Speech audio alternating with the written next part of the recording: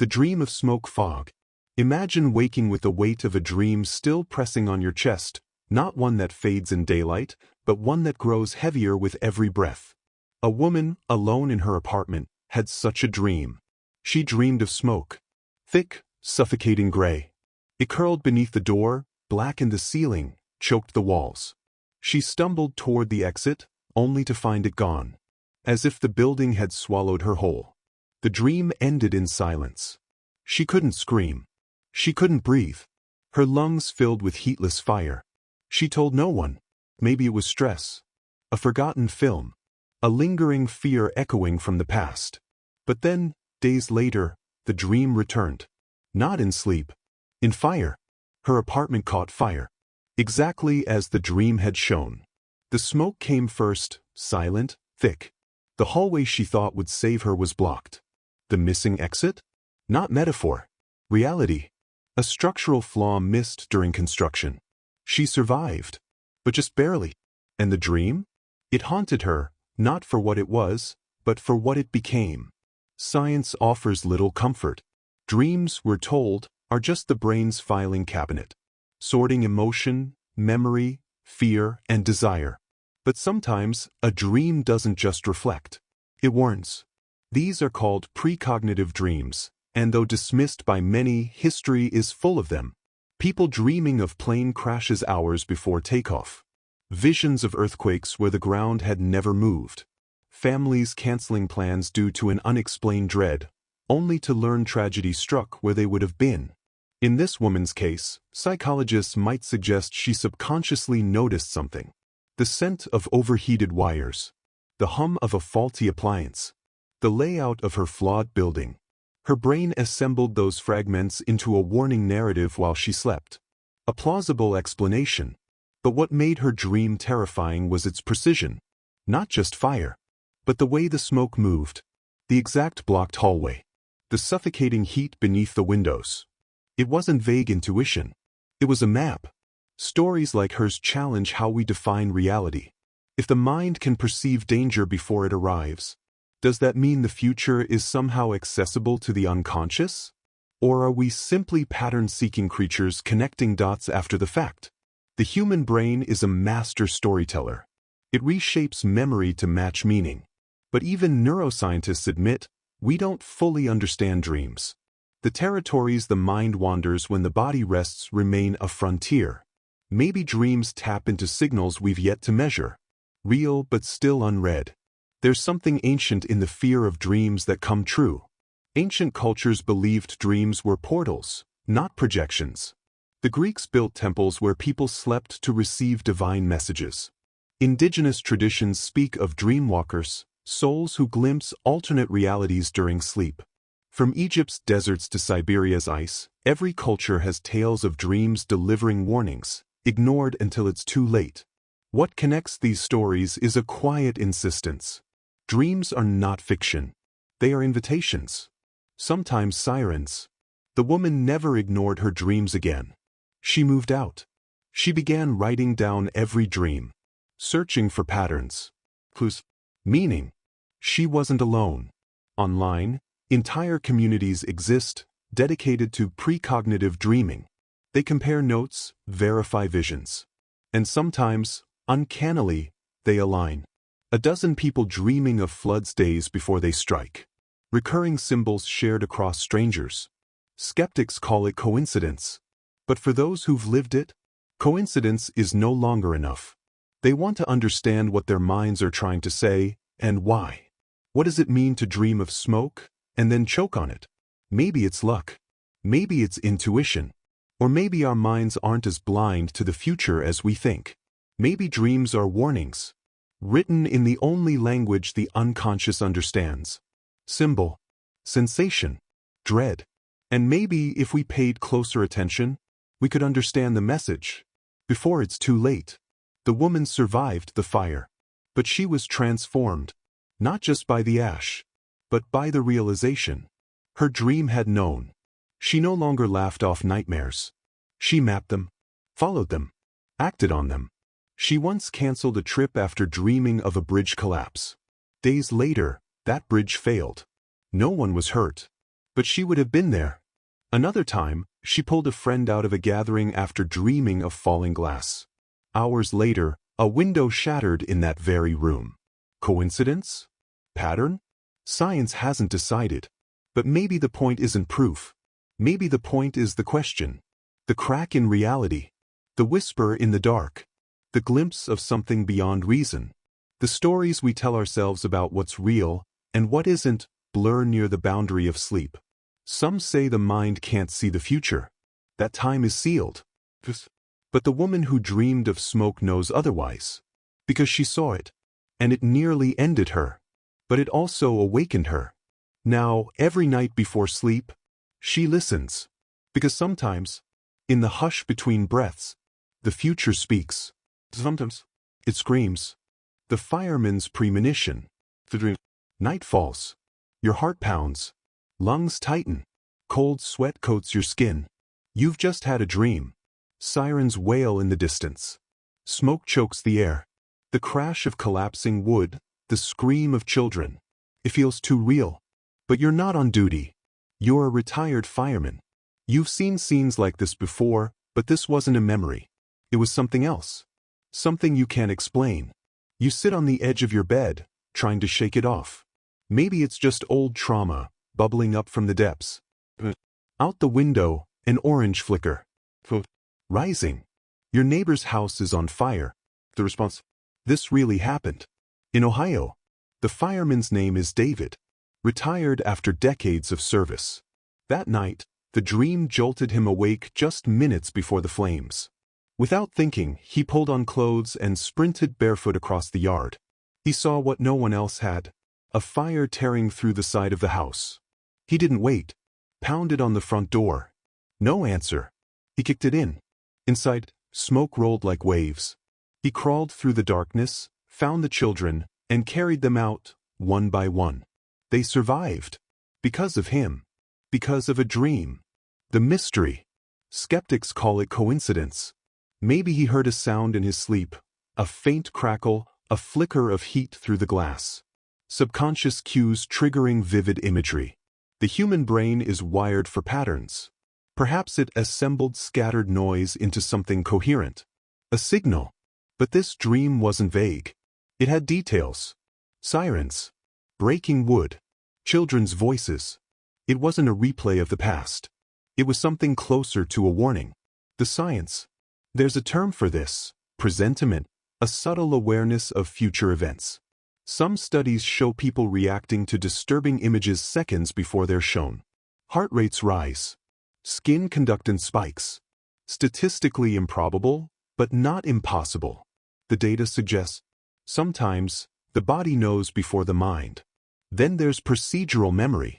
A fireman's instincts, trained through repetition, adrenaline, exposure. David had responded to hundreds of calls. What if the dream wasn't supernatural at all?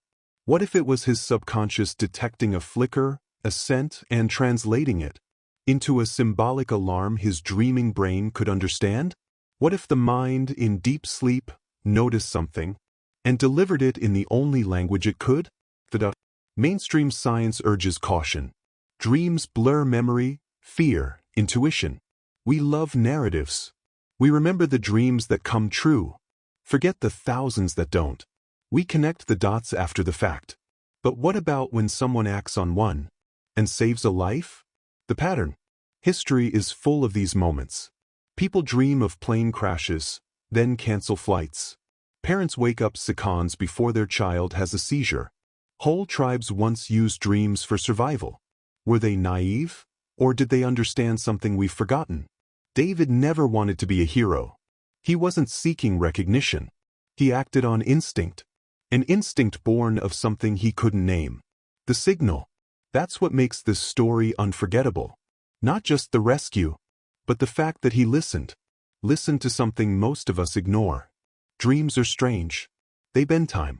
Distort logic. Fuse past, present, maybe even the future. What if they aren't just mental noise? What if some are signals? Whispers from a deeper system inside us. David still dreams. But he says none have ever felt like that one. It was singular, urgent, and it left him wondering, for the rest of his life. Was it just luck? Or did something reach across time to pull him from sleep into action? The legacy. Years later, he remains humble. He rarely speaks of the dream, unless someone asks. But the children? They never forget. They still visit him. Still remember the man who didn't ignore the impossible, who trusted a feeling, and acted. The question. We may never know how much of the future bleeds into our sleep. But we know this. When instinct meets experience, when fear becomes motion, lives change. Maybe that's the real miracle. Not the dream, but the decision to trust it. What if the mind operates like an antenna, sometimes picking up more than we can decode? What if dreams aren't echoes of the past, but signals from timelines we haven't lived yet? Science hasn't closed the book on this. It's barely opened the cover. We stand at the edge of understanding, dismissing what we can't measure, while people like David remind us. Sometimes, meaning comes before measurement. Sometimes, the signal comes before the words. And maybe, just maybe, it's not certainty that saves us, but the courage to act. When something inside says, the face in glass eye. 1. The dream begins. You dream of a man you've never seen before. He's not famous. Not a passerby. Not a memory your mind reassembled. Just a face. Sharp-featured. Eyes dark and unmoving. He stands on the other side of a mirror. Not in it. Behind it. As if peering through the surface, into you. You can't move. The dream world holds you still. The glass ripples slightly, like breath-disturbing water. The man never blinks. Never smiles. Then, silently, he mouths 4 words. Don't trust the reflection. You jolt awake. Heart pounding. Just a dream. Just a strange, meaningless dream. That's what you tell yourself. 2. The mirror in waking life. Brushing your teeth. You stare at your reflection, searching for anything wrong. But everything's normal. It always is. Until it isn't. You ride the subway. Same train. Same crowd. Half awake. Headphones in. Eyes on your phone. Then the lights flicker. Just for a moment. You glance up. Across the car, wedged between 2 strangers, is the man from your dream. Same face. Same eyes. Same stillness. He stares directly at you. Then, slowly, deliberately, he mouths the same 4 words. Don't trust the reflection. Your breath catches. You blink hard. Look around. No one else reacts. You turn to the window. Your reflection is there. But it's wrong. Delayed. Slightly off. You raise your hand. Your reflection follows. But a beat late. Like it's thinking about it. Like it's pretending. 3. A pattern across the world. This isn't a ghost story. At least, not only. People around the world have reported the same man. In dreams first. Then in life. Always the mirror. Always the warning. Some see him once. Others, over and over. Each time, the reflection begins to change. Psychologists call it a hyperreal dream intrusion. A bleed between dream memory and waking life. It happens during stress, sleep paralysis, intense transitions. But the details, the man, the glass, the phrase, remain disturbingly consistent. For case files. Claire H., Berlin, a graphic designer, dreamed of the man 3 nights in a row. On the 3rd night, he mouthed the warning and pressed a hand to the mirror. The next day, her laptop camera switched on by itself. Then, a long diagonal crack split the mirror in her bedroom. No impact. No temperature change. Just a fracture.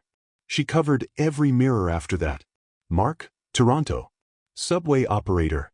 In 2019, he saw a passenger who didn't reflect. Footage confirmed the man was there, but the mirror beside the door didn't show him. Transit officials blamed the camera angle. Mark insisted the mirror was clean. He took early retirement. 5. What are we seeing? Is it mass suggestion? A viral myth? Modern folklore born from the internet? Or is something deeper at work? Carl Jung might call it a shadow projection, a rejected part of yourself, reflected back as another. The mirror isn't just glass. It's a metaphor for truth. And when truth is rejected, the mind invents stories. But some researchers don't think they're stories. They believe these are echoes. Unproven but compelling. Consciousness moves in layers. Some layers are only accessible in altered states, like dreams. There we may glimpse entities or ideas from parallel strands of awareness. Not ghosts, not hallucinations, but visitors, versions of you that have already been through what you're about to face. 6. The meaning of the message. Don't trust the reflection. Is it literal? Are mirrors portals to something else? Or symbolic? Your reflection is who you think you are. And maybe that's the danger. Your identity, your certainty, your ego, could be the very thing that betrays you. Some report that, after encountering the man, their reflections start to behave differently. Subtle at first, a twitch, a gesture slightly off. More disturbing changes. A woman swore her reflection began to smile when she didn't. Another said it stopped mimicking her at all, and just stared. There's no diagnosis for mirror-induced paranoia. But mirror self-misidentification is real. It's seen in dementia, when people no longer recognize their own reflection. Their brain divorces image from identity. What if that disconnection could be triggered in healthy people too? Not by disease, but by something else? 7. The final question. We look into mirrors every day. But how often do we really look? How often do we question what we see? If one day, your reflection stares too long, or moves out of sync, remember the warning, and ask the question no one wants to face. What if your reflection is waiting for you to forget which side you're on? The tsunami signal. A wall of water, so immense, so sudden, it would become one of the deadliest natural disasters in recorded history. The Indian Ocean tsunami. Waves, taller than coconut palms, raced toward the coasts of Thailand, Sri Lanka, India, and beyond. In the end, over 230,000 lives were lost. But one boy, through something no one could explain, was spared. This is the tsunami signal, a story that forces us to confront the eerie possibility that warnings don't always come through logical channels. What if intuition, emotion, or dreams can grasp what our instruments cannot? Skeptics call it coincidence. They argue the boy may have seen a TV show, overheard whispers of earthquakes, or absorbed unconscious tension. But what if those explanations fall short? What if there's a deeper link between human perception and global events? A signal buried beneath the noise of daily life. Throughout history, there have been strange cases of people anticipating disaster. In 1976, days before the Tangshan earthquake killed hundreds of thousands in China, reports emerged, animals behaving erratically, snakes freezing in place, dogs howling through the night. People dreamed of buildings collapsing. No seismograph had predicted it. Yet nature, and possibly human intuition, screamed in warning. Neuroscience tells us the brain is constantly scanning for patterns, processing billions of inputs, light, heat, vibration, sound, beneath conscious awareness. What if sometimes those patterns coalesce into something coherent? A feeling, a vision, a dream. Children, unburdened by layers of rational filters, may be more sensitive to these quiet signals. They haven't yet learned to dismiss what doesn't make sense. Parapsychology has a word for this: presentiment, the sensation of knowing something is about to happen without knowing how. Though controversial, some lab studies have observed subtle physiological changes, shifts in heart rate, skin conductance, occurring seconds before emotional images appear on a screen. The body, it seems, can react before the mind understands. Is this proof of precognition? Not quite. But it suggests that time and awareness might be less linear than we believe. That consciousness may stretch across boundaries we don't yet understand. The tsunami signal, then, becomes more than a story about one boy. It becomes a crack in the surface of what we call reality. Why do some people dream vividly of danger before it arrives? Why do so many survivors report feelings of dread, sometimes hours or even days before tragedy strikes, without any clear reason? These questions echo through disaster zones like phantom waves.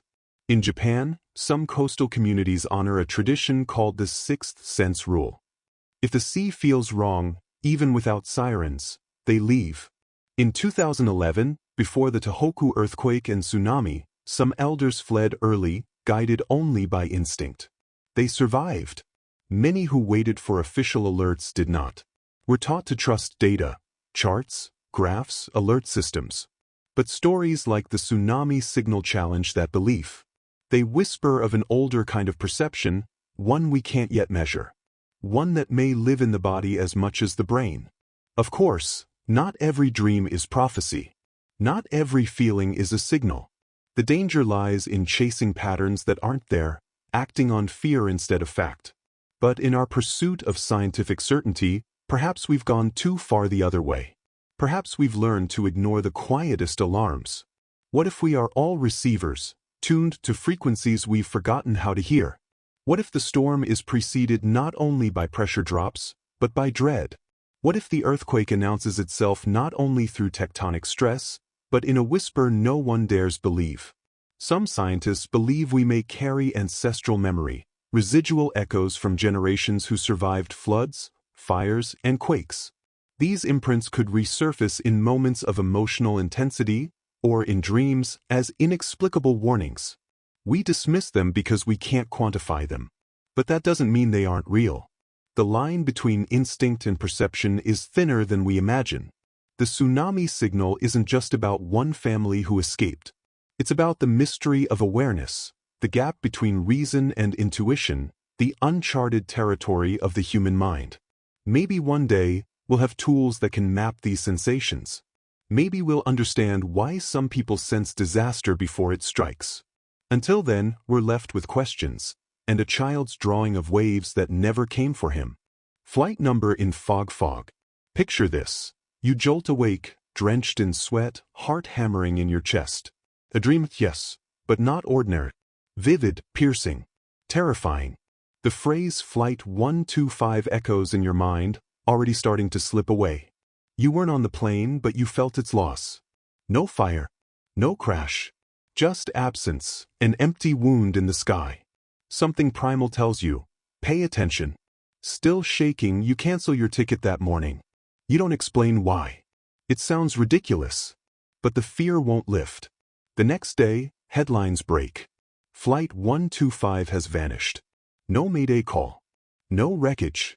No survivors. It simply disappeared. Search teams scour the ocean. Families wait for closure that never comes.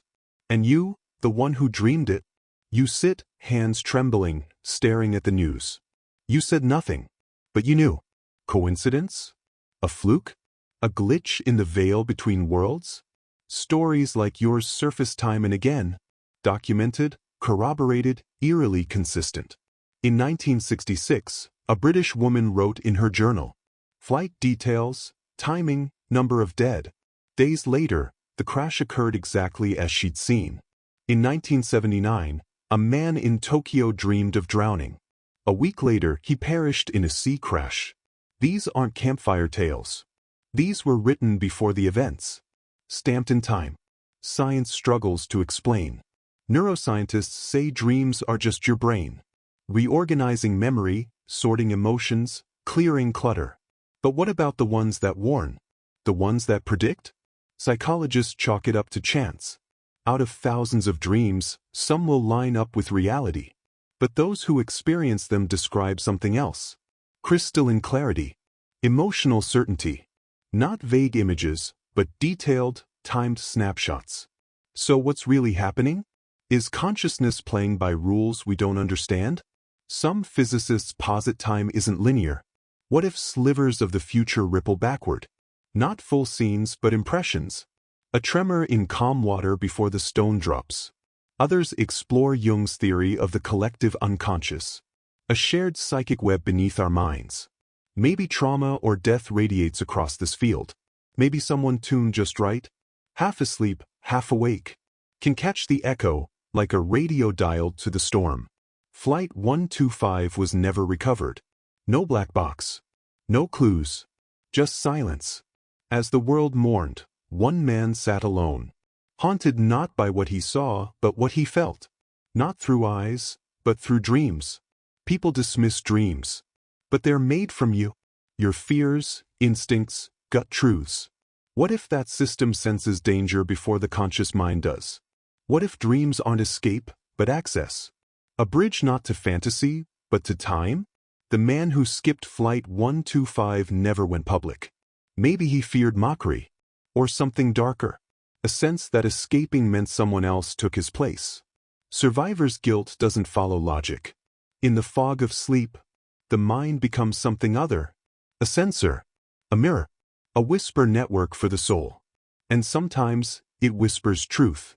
If you wake from such a dream, one that claws at your ribs and lingers in your breath, don't ignore it. Write it down. Remember, because some dreams don't fade. Some dreams fight to keep you alive. There's a theory in psychology, threshold awareness. The idea that we absorb more than we know. Signals too subtle or strange to register consciously. But what if those signals come not just from space, but from time? In the early 1900s, engineer J.W. Dunn tracked his dreams. Found, to his astonishment, that many mapped future events. Train wrecks. Deaths. News headlines. Too accurate, too frequent to ignore. He concluded the dream state might transcend time altogether. Lightning in her chest asterisk. It felt like falling from a great height, but vivid, electric. A storm coiled above the sky, turning just a shade too violent to be natural. In the dream, she stood in a field. Not alone. Someone was with her. Someone familiar. Their hands were touching. Then the lightning came. Not thunder, but a sharp crack, like the sky itself tearing in half. Then silence. She felt it, not just in her mind, but in her chest. The burn, a pressure, as if a spark had curled up inside her ribs, and refused to leave. She told no one, because how do you explain a dream where lightning enters your body and decides to stay? 2 weeks later, it happened. She and a friend, the same one maybe, were walking through a park. The storm came fast. Too fast. They left, joked about getting drenched. She remembered the way their hands touched, the same way as in the dream. Then came the strike. They didn't see it, but they felt it. It entered through her shoulder, traveled down, and tore out near her hip. Her friend was thrown back. Survived. She dropped instantly. Paramedics called it a miracle. But the true shock wasn't survival. It was déjà vu. The clouds. The heat. The hand. She had seen it all before. In a dream. It was written down. The details. The burn in her chest. In a journal. Science says the odds of being struck by lightning are 1 in a million. But what are the odds of dreaming it first? Precognitive dreams. They're real enough in whispers. A man avoids a train because he dreamed it derailing. A woman sees a crash in her sleep, then lives it days later. We dismiss it, call it coincidence, call it luck, just a dream, until it isn't. The body remembers trauma, but sometimes the mind remembers the future. Skeptics say it's memory error, that we bend old dreams to fit new truths.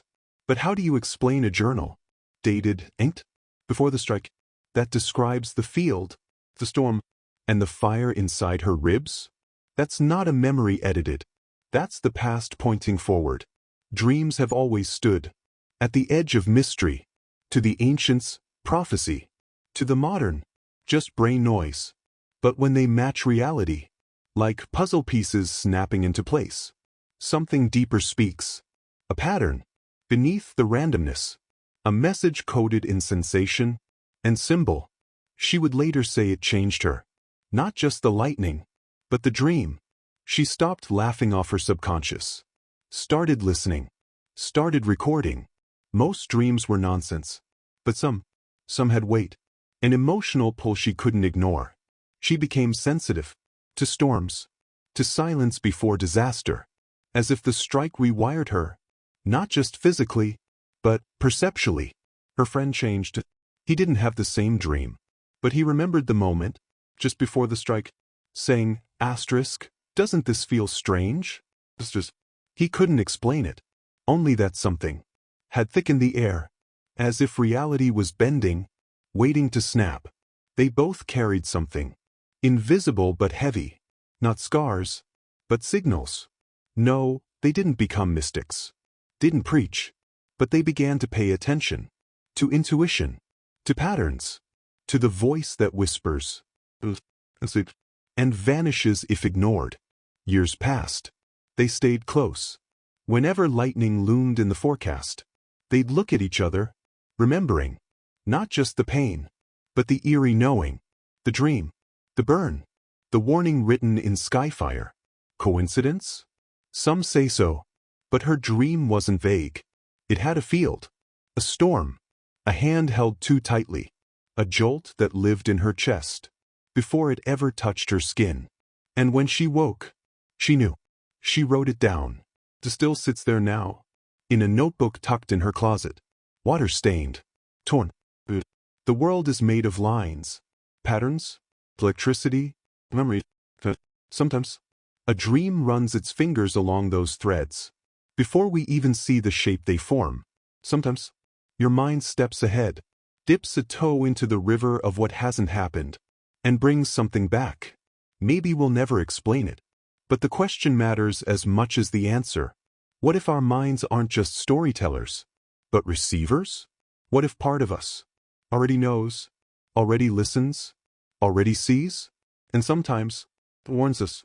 With fire in the sky, a hand held too tight, and lightning in the chest, long before it ever touches the skin. Buried under dreams. Imagine designing a structure with your own hands, calculating every angle, sketching every floor, engineering every beam. Now imagine dreaming, night after night, that the building you helped create collapses. No explosion. No fire. Just the slow groan of steel bending under its own weight, and the sound of dust swallowing everything. That was the nightmare.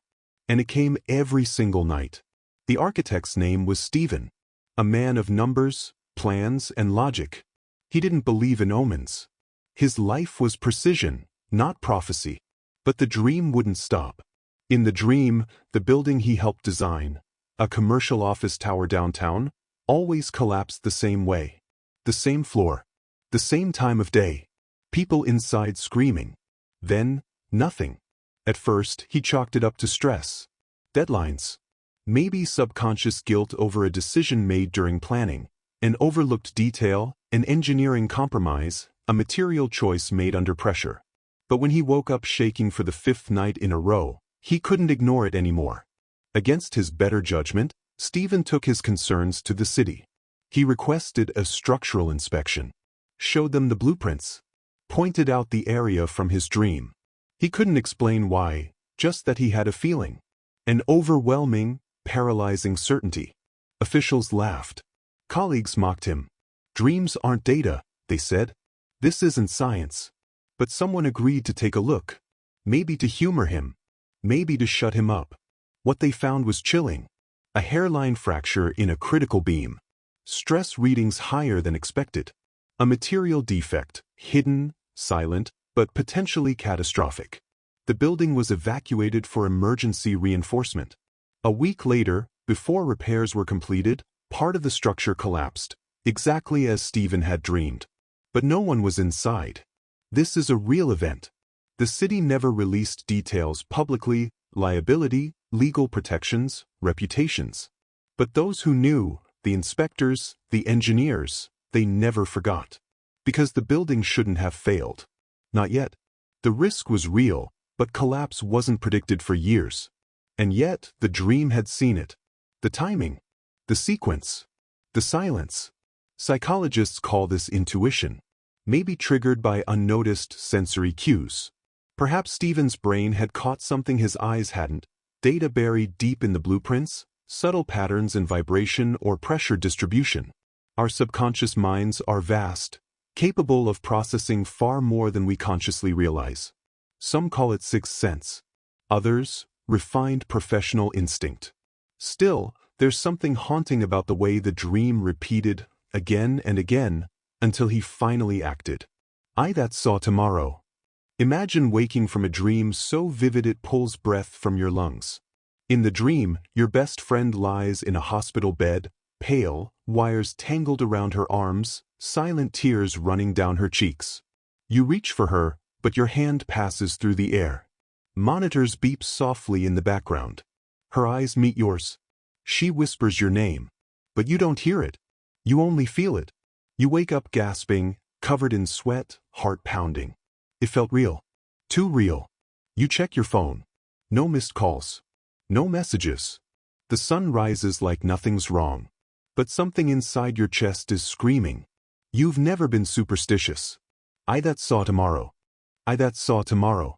Imagine waking from a dream so vivid it steals the breath from your lungs. In the dream, your best friend lies in a hospital bed, pale, fragile, wires wrapped around her arms, silent tears trailing down her cheeks. You reach for her, but your hand passes through air. Monitors beep faintly in the background. Her eyes lock with yours. She whispers your name, but you don't hear it. You feel it. You wake up gasping, drenched in sweat, heart pounding. It felt real. Too real. You check your phone. No missed calls. No messages. The sun rises like nothing's wrong, but something deep in your chest screams otherwise. You've never been superstitious. But this wasn't a normal nightmare. It felt like a warning. Against your better judgment, you call her. No answer. You try again. Still nothing. An hour later, her mother calls you back. She collapsed. In her kitchen. By the time the ambulance arrived, she was unresponsive. The doctors say it was a miracle she got help when she did. A few minutes later, and she wouldn't have survived. But you called. You acted on a dream. She's alive. And every time you remember that dream, you feel the strange, heavy weight of what almost was. It sounds impossible. Yet stories like this aren't rare. These are the dreams we don't talk about. The ones too close to tragedy to dismiss. The ones that seem to know. Psychologists call it crisis precognition, an unconscious recognition of someone you love in danger. Science still debates the how. But the stories keep coming. And with every story, disbelief gets harder. Parents dream of car crashes, minutes before they happen. Lovers wake in dread, just as their partner falls ill. Siblings feel something's wrong before the phone rings. Are these coincidences? Maybe. But they don't feel like coincidences. They feel like some part of us knew before we knew. The eye that saw tomorrow isn't some mystical eye on your forehead. It's subtler, quieter. A tuning fork in the soul. A biological echo chamber.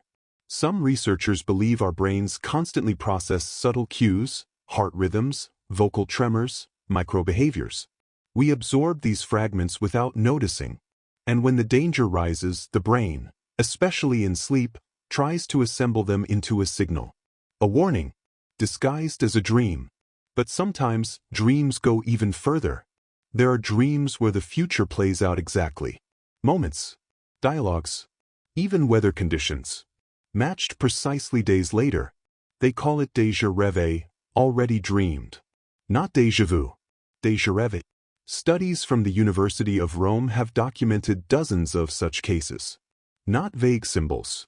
Not metaphors. Exact replications. One subject dreamed of dropping a glass of wine while arguing with her brother. 2 weeks later, it happened, exactly. Same words. Same smell of food on the table. Skeptics say it's selective memory. That we forget the thousands of dreams that don't come true. But try telling that to someone who woke from a nightmare, called their friend, and saved their life. Your brain is not just a story machine. It's a prediction engine. A pattern-seeking, risk-forecasting, endlessly simulating system. And when you sleep, it doesn't shut off.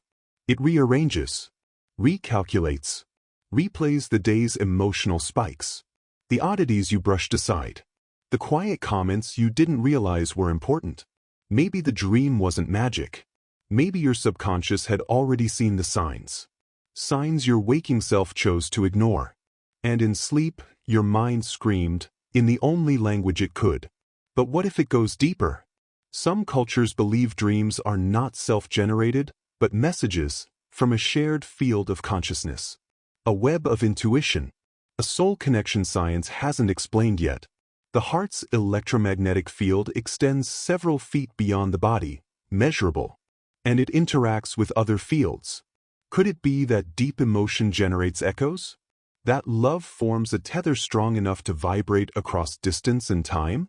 If so, what does that mean for us? It means this. The next time you wake up, chest tight, pulse racing, a vivid image burning behind your eyes, pay attention. It doesn't have to be logical. Dreams aren't built by logic. They're built by emotion, memory, and something older than language. If the dream repeats, if the face keeps appearing, if the feeling won't let go, check in. Show up. Even if you're wrong, you'll never regret caring too early. Because maybe, the eye that saw tomorrow is the part of you that still knows how to listen. Not to noise, but to connection. To the invisible thread between souls that don't need words. To the quiet voice that knows what matters most. And begs you not to ignore it. When science catches up, maybe we'll have a name for it. But until then, it's just you, the dream, and a choice. Believe the silence, or believe the signal. And if the eye opens again, don't wait. The locked door clue. What if the mind could sense danger before it arrives? Not through logic or training, but through something deeper, something older. A girl in rural Pennsylvania once woke her parents in the middle of the night, trembling and confused. She had dreamed her bedroom door was stuck, jammed tight during a fire. In the dream, the room filled with smoke while she screamed, pounding against a door that refused to open. When she awoke, there was no fire, no smoke, but her panic was real. Her parents took the dream seriously. They checked the heater, inspected the room. Everything seemed normal. But before putting her back to bed, they decided to do one thing. They oiled the old hinges on her bedroom door, cleared some toys that had collected near the frame, and replaced a faulty latch that had been sticking for weeks, just in case. That night, just hours later, the house heater sparked. Flames crept up the back hallway. Smoke filled the home. But this time, the girl didn't wake in a dream. She woke in reality. She ran to the door, and it opened with ease. The family escaped. No one was harmed. This is the locked door clue, a moment when a dream becomes more than a story. A signal, a message, a whisper of danger before danger arrives. Skeptics dismiss such stories as coincidence. But what if they're more? What if the brain can stitch together fragments of unnoticed detail? A scent of gas, a flicker of light, the faint whine of electricity, into a warning we don't consciously register.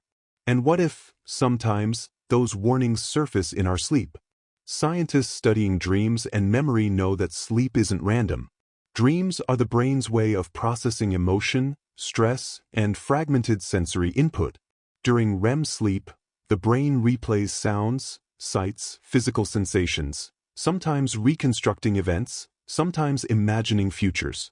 It's like a simulation engine rehearsing scenarios for survival. And occasionally, it gets frighteningly close to the truth. This phenomenon is not isolated. Across the world, similar stories echo. A man dreams of water flooding his room, moves his valuables, then survives a hurricane. A woman sees her husband collapse in a dream, insists he get a checkup. Doctors find a silent aneurysm. In moments of deep vulnerability, the human brain may become attuned to dangers we don't consciously accept. A 2012 study in Frontiers in Human Neuroscience found that people can register subtle bodily and environmental signals, like a rising heart rate or room temperature changes, before they're consciously aware of them. This is called interoception, the ability to sense internal changes. In dreams, this interoceptive awareness may bypass rational filters, rising instead as symbolic, but potent, warnings. The locked door wasn't just a dream. It was a rehearsal. The jammed door, the smoke, the panic, all metaphors for what was about to happen. The brain, always watching, always listening, had absorbed unspoken cues over days or weeks and constructed a vivid enough story to provoke action. And that action saved a life. We underestimate dreams. We treat them as random, surreal fragments of the mind. But to many cultures throughout history, dreams were sacred, messages from gods, visions from ancestors, tools for survival. In the modern world, we've replaced instinct with sensors. We've replaced intuition with data. But sometimes, the oldest systems still work. That little girl didn't know about wiring faults or combustion science, but her brain may have pieced together enough to sound the alarm, in the only way it could, a terrifying, unforgettable dream. How many times have you ignored a gut feeling?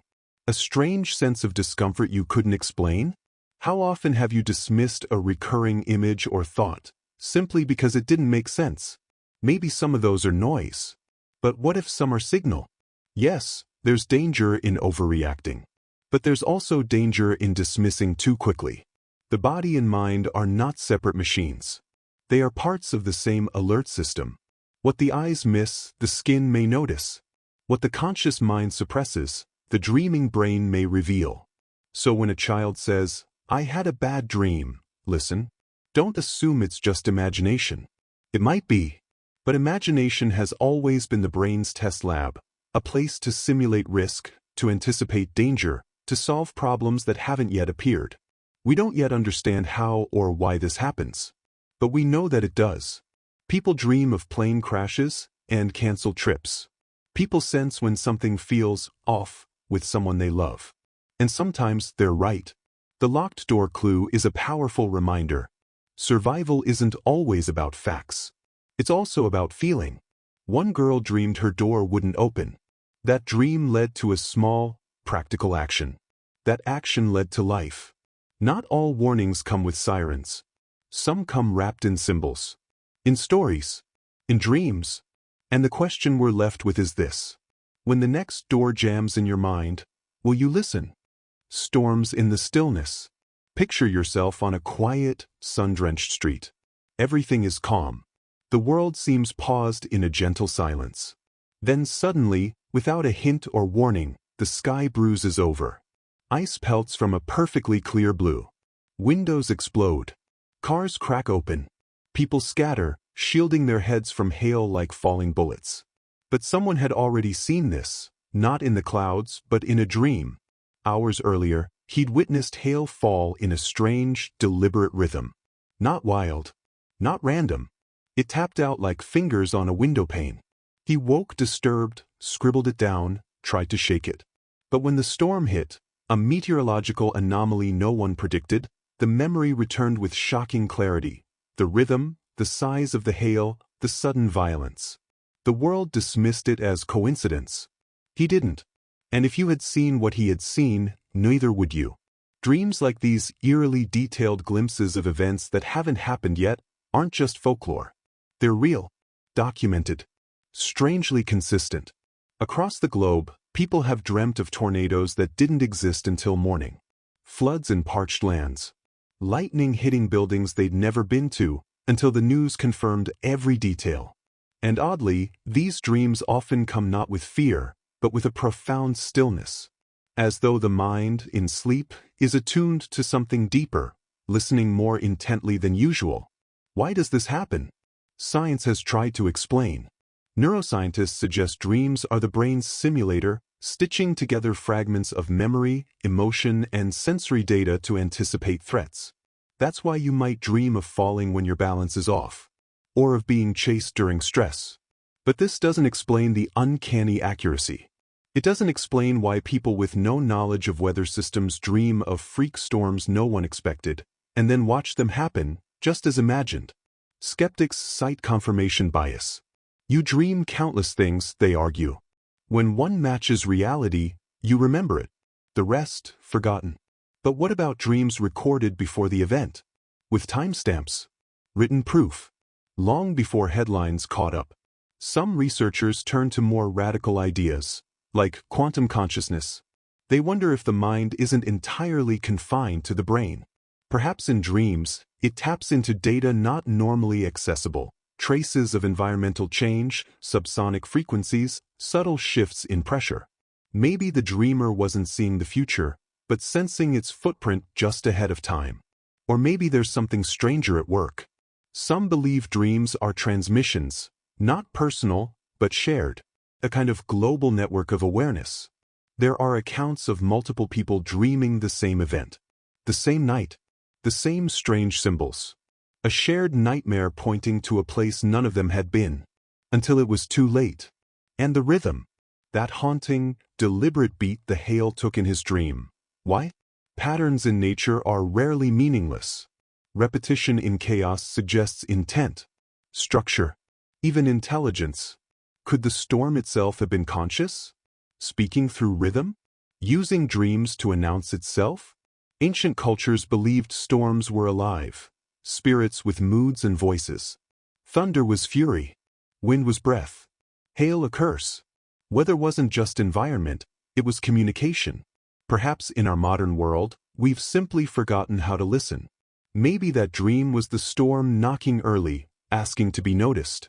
The man who dreamt it still remembers the sound. He swears it wasn't just hail. It was language, as though something vast and ancient spelled out its presence across rooftops. No one else heard it, but he did. Now, every time it rains, he stops. He listens. He waits for the rhythm. And if it returns, he says he'll be ready. He'll warn someone. Maybe you've had a dream like that. One that felt too vivid, too strange to be random. A fire. A storm. A face you've never seen. Maybe it hasn't come true yet. Or maybe you've already forgotten it, lost in the noise of waking life. But here's what you should remember. Some storms arrive in silence. Some disasters whisper before they roar. They pulse. They shimmer through your sleep. So next time you dream something unusual, hail in summer, a scream behind glass, a sky tearing open, don't dismiss it. Write it down. Note the hour. Capture the rhythm. Because maybe, just maybe, it wasn't just a dream. Maybe it was a message.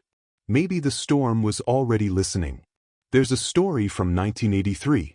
A farmer in Argentina dreamt of ice exploding across his field in timed bursts. It was high summer. Hail was unthinkable. But just before dusk, a storm appeared, not rolled in, but blooming directly overhead. Hailstones the size of fists flattened his crops, shattered his windows. But what haunted him was the sound. That exact beat he'd heard in sleep, now erupting in the waking world. Another account, a schoolteacher in South Africa. She dreamt of a green sky. Children crouching under desks. She chalked it up to anxiety. But 2 days later, during recess, a violent storm hit. Glass shattered through her classroom, just as she'd seen it, every moment unfolding with terrifying precision. These are not mere coincidences. They're patterns. And patterns, like that rhythmic hail, are too persistent to ignore. Dream researchers are compiling these stories. Hundreds of them. Time-stamped, symbolic, uncanny. Many involve natural events. Others man-made. But the ones that stand out most? Storms. Skies acting strange. Weather misbehaving. Signals from nature no one else notices, except in sleep. Could weather itself be a kind of signal? Could consciousness, atmospheric, not just human, entangle with ours under rare conditions? We know the earth hums. Constantly. Even when there's no quake. We know the human brain reacts to these low frequencies, especially during deep sleep. Could storms emit signals that bypass our waking mind and echo through our dreams? Could they speak in ways only the unconscious can understand? It sounds wild, but every truth was once an impossibility. And as science edges closer to understanding consciousness, time, and the quantum link between observer and reality, we begin to glimpse a strange possibility. Some dreams are not dreams.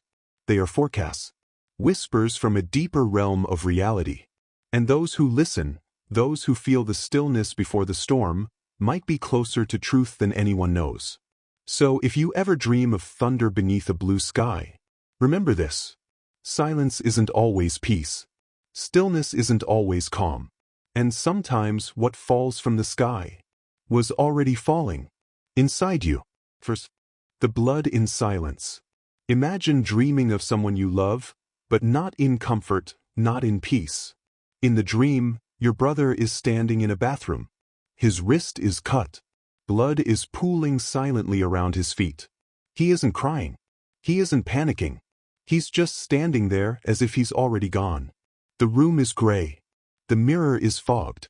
The only sound is dripping, slow, rhythmic. It echoes in your sleep like a distant metronome of loss. And then you wake, breathless, shaking. You don't know what time it is, but something inside you feels final, wrong, urgent. She didn't hesitate. She grabbed her phone and called him. No text.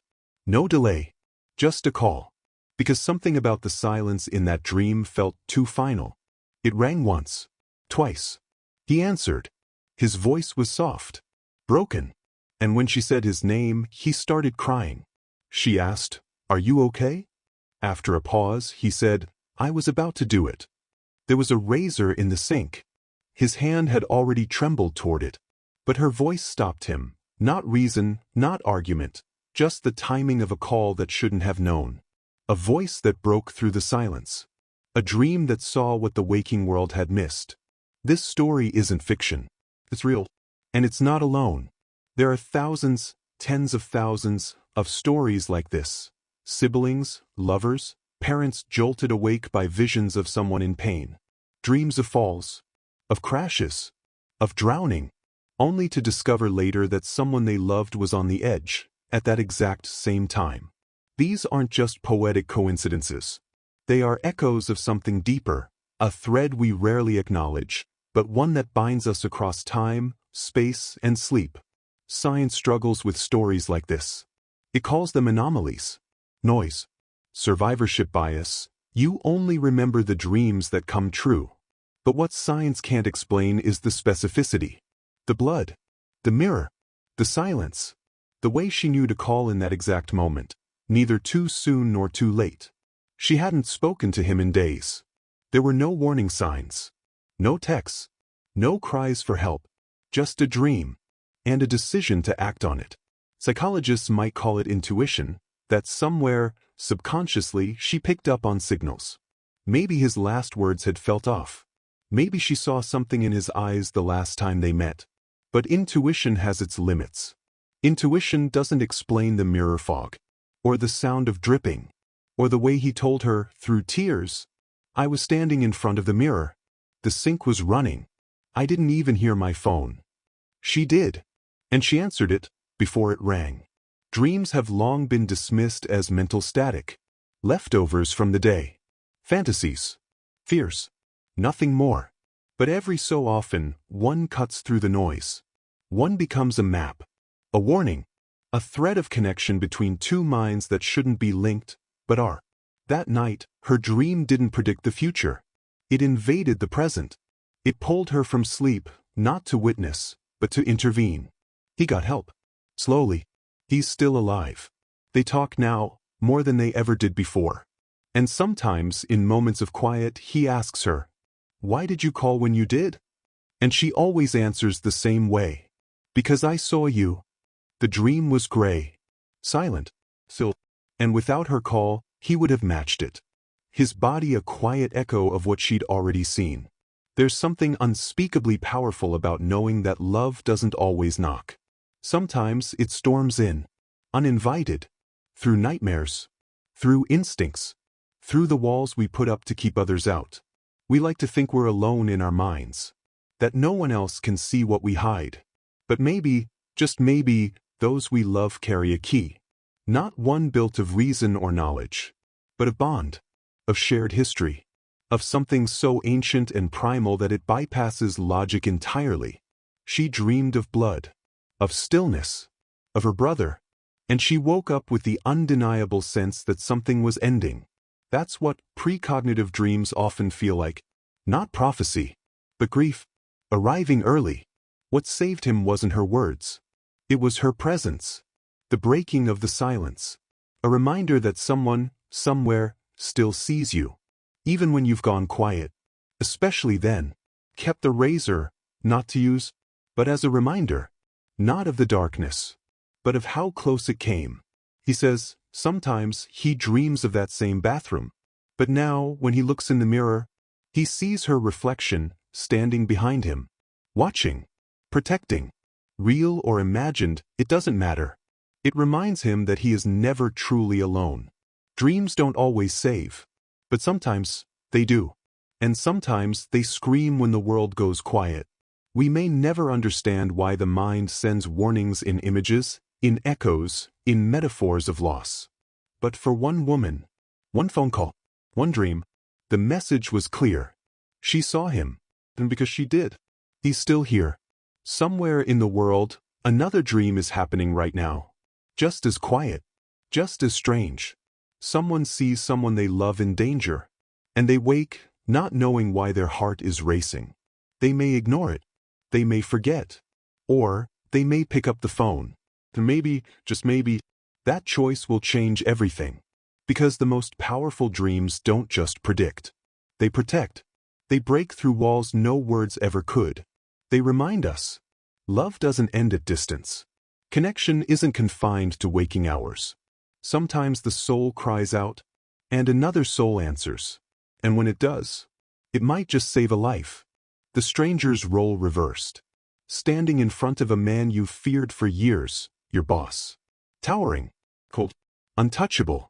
The kind of person who never asks, only commands. Now imagine dreaming of that man. Not shouting, not scolding, but on his knees, begging, gasping, reaching out with shaking hands.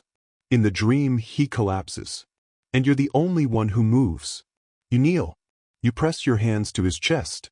You keep him alive. That was the dream. And it made no sense. The man who dreamed it, his name was Mark, was a junior analyst at a major firm. Quite overlooked. Almost invisible in the corridors of corporate power. His boss, Mr. Stanton, was known for being ruthless. Never said thank you. Fired people without blinking. Mark had no reason to care. But the dream wouldn't fade. It stayed with him, heavy like unfinished business. The way Stanton fell. The way the crowd just stood there. The sound of the heart failing. 2 days later, Mark was walking home through the plaza. Rush hour. People moving in all directions. And then a shout. Someone down. It was Stanton. Collapsed on the pavement. Face pale. Eyes wide with panic. People froze. Some backed away. But Mark didn't. He ran forward. Knelt beside the man who had never once spoken to him kindly. And started CPR. He didn't remember making the decision. He just moved. The dream had already trained him. Paramedics arrived minutes later. Stanton survived. They said if someone hadn't started compressions immediately, he wouldn't have made it. The crowd watched as the most powerful man in the building was taken away. Saved by the one person no one noticed. The power dynamic shattered in one instant. Mark never told anyone about the dream. Not at first. What would he say? That he saw this coming? That he'd lived it already? That the man who barely remembered his name had begged him for help, inside a dream? But the pieces lined up too perfectly. The same clothing. The same gasp. The exact way he fell. Skeptics might say it was luck. That Mark had taken a CPR course last year. And his brain had simply rehearsed a possible scenario. But there was no reason it had to be Stanton. No reason it had to unfold exactly as it did. Mark had seen it. Not like a vague fear, but like a memory arriving too early. This wasn't the first time people reported precognitive dreams. It won't be the last. But there's something different when the dream breaks a hierarchy. When the person begging isn't a victim, but someone who's always been in control. It rewrites the roles. It asks the question, what if the person who's invisible today is the only one who can save you tomorrow?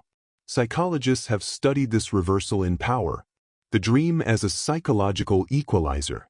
Sometimes, they say, the subconscious acts out wishes. But this wasn't revenge. It wasn't triumph. It was duty. In the dream, Mark wasn't the hero. He was just ready. Present. After the incident, Stanton changed. He returned to work weeks later, different. He greeted Mark by name, invited him to meetings, gave him space to speak.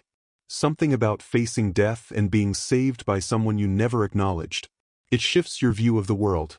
He later told Mark, quietly, that he remembered everything. That as he collapsed, he saw one person moving. And somehow, he wasn't surprised it was him. Mark still dreams. But nothing has come close to that one. It felt like a glitch in time. Like something had cracked open and let a moment through, ahead of schedule. He wonders if it was destiny. Or chance. Or just the way human consciousness loops through time when it's trying to make sense of chaos. Whatever it was, it gave him a second life. Not just to Stanton, but to himself. People looked at him differently. He looked at himself differently. He wasn't invisible anymore. Not because he shouted louder, but because when everything collapsed, he was the only one who knew what to do. Sometimes, the universe whispers in dreams. Sometimes it rehearses the unthinkable, just once. So when it arrives, your hands already know the shape of it. Maybe dreams don't come to scare us, or trick us, or entertain us. Maybe they come to prepare us. And sometimes, maybe just once, they reverse the script. So the forgotten man becomes the one who brings life back into the world. And the powerful are reminded how fragile breath really is. The story spread quietly. Mark didn't seek recognition. But people talked. They began asking him for input, advice, even mentorship. Not because he'd saved a life, but because he had listened to something most people would dismiss. A flicker of insight. A dream. What if that's the real lesson? That the universe doesn't always shout. Sometimes it taps, once, softly while you sleep. And if you don't listen, it doesn't tap again. Mark listened. He didn't wait for permission. He didn't need proof. And because he moved when the moment came, time bent to his readiness. There's something noble about that. About being prepared not for glory, but for responsibility. We talk about fate as if it's something that happens to us. But maybe fate is what happens when preparation collides with mystery. When inner awareness meets the needs of the outer world. Mark didn't just save a life. He reclaimed his own. The invisible man became irreplaceable. All because he dreamed something that didn't make sense, and decided to trust it anyway. The road not taken. Imagine dreaming of a moment that hasn't yet happened. A future so vivid it carves a scar across your morning. In the dream, you're behind the wheel, driving down a road you know well. The sky is dull. Your hands are steady. But up ahead, there's a sharp turn. You've taken it 100 times before. Only this time, something's wrong. The car appears out of nowhere, headlights blinding, tires shrieking, metal twisting like paper. Then, darkness. You jolt awake. Heart racing. It felt real. Too real. You lie still, trying to shake it off. It was just a dream, you whisper. Just neurons misfiring. But it won't leave you. You remember every detail. The shape of the curve. The sound of the impact. The exact moment fear took hold. So you do something new. You take a different route. And hours later, driving home, you pass the road you avoided. Police tape flutters. Flashing lights strobe across mangled metal. The crash, right there, right where you dreamed it. Someone else took the turn. Someone else lived the nightmare. This is the road not taken. A moment where instinct, fear, and fate collide. And whether you believe in destiny or not, you can't deny what just happened. A dream changed your course. A warning whispered in sleep. Protected you from something you didn't see coming. And this isn't fiction. Reports like these exist around the world. A mother dreams of her child tumbling down the stairs, wakes to find the gate unlocked. A man dreams of smoke in a plane cabin, cancels his flight, watches the news later, mechanical failure on that exact aircraft. Psychologists call them precognitive dreams. Mainstream science is cautious, but the stories persist. And so does the data. In 1966, dozens of people in Wales reported eerily similar dreams. Visions of children, of mud, of disaster. Days later, the Aberfan coal slurry disaster buried a school. 144 lives lost, most of them children. The British Premonitions Bureau collected those dreams afterward. To this day, no one can explain them. And even now, ordinary people wake with extraordinary feelings. Forebodings they can't shake. Dreams they can't forget. Sometimes, listening to them is the only thing that stands between safety and tragedy. Skeptics say it's coincidence, that our brains dream thousands of scenes, and once in a while one just happens to line up, that we only remember the dreams that come true, editing memory to match reality. But if it's all randomness, why does it feel so different when it happens? Why does the dream refuse to fade? Some researchers suggest the brain is a prediction engine, constantly absorbing information. Weather, tension in voices, subtle cues, and running simulations in sleep. Most are wrapped in metaphor, but some are not. Some are precise, dated, accurate. Others take it further. Quantum consciousness theories hint that time may not be linear, that under rare conditions, consciousness might glimpse fragments of the future. Not full prophecy, but flashes. A moment, a warning, like thunder echoing before the lightning. Another idea, intuition, maybe not mystical, maybe primal, the deepest part of your mind, reading the world through your body, and yes, perhaps through connections we haven't yet mapped. Some people are just more attuned to it. They act before they understand. They turn the wheel. They reschedule the flight. They step away from the curb. And they survive something they never saw coming, except in a dream. So what does that mean for you? It means that if you ever wake up, with your pulse pounding, and a scene burning behind your eyelids, don't dismiss it. Write it down. Mark the feeling. Even if it seems irrational. Even if it sounds insane. Because maybe that's not fear. Maybe it's foresight. Maybe the mind remembers what the body hasn't lived yet. The road not taken might be more than metaphor. It might be a thread to an alternate future, one you stepped away from in the final second. One you'll never need to explain, because you listened. Because some dreams don't come from imagination.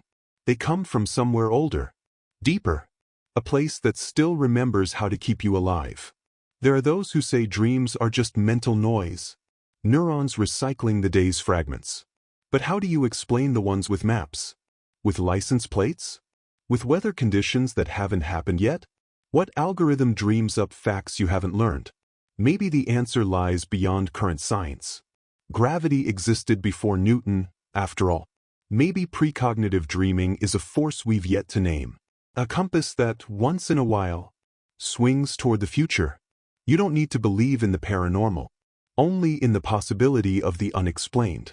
History is full of mysteries once dismissed as superstition, until someone proved them true. So the next time you wake from a dream that feels like a warning, take the longer road. Reschedule the trip. Check the lock again. The cost of being wrong is small. The cost of being right and ignoring it might be everything. Because the road not taken doesn't just change your path. It can save your life. The radio that spoke.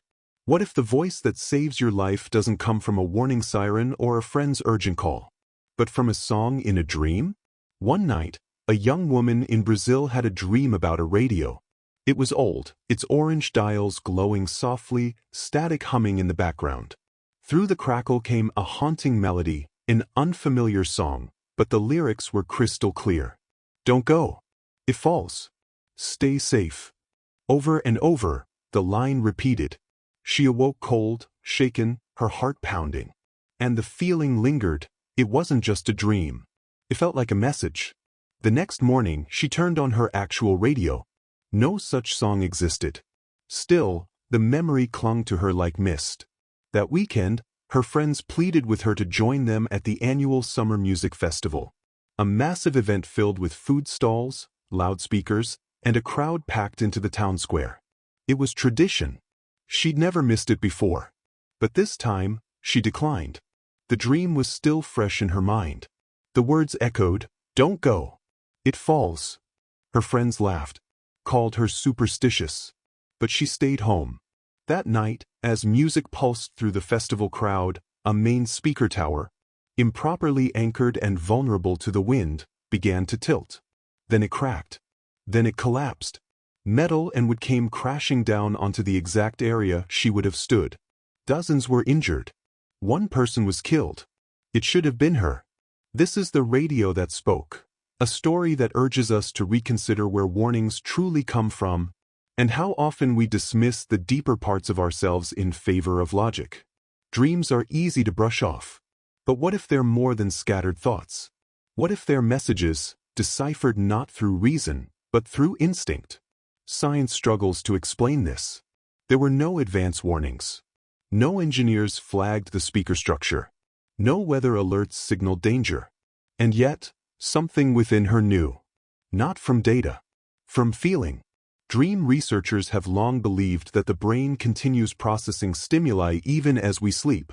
Sounds, smells, and movements are stored and remixed into the landscapes of our dreams. But stories like this suggest something beyond memory. It's pattern recognition operating beneath our awareness. Maybe she saw the speaker tower sway the year before. Maybe she noticed rust, instability, the way it leaned in the wind. Maybe her subconscious filed those fragments away. And while she slept, her mind translated them into a melody of warning. The line between dream and intuition is thinner than we think.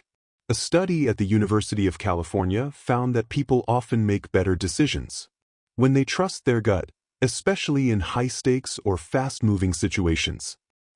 Because the unconscious brain can process over 11 million bits of information per second. The conscious mind? Just 40. Your instincts aren't irrational.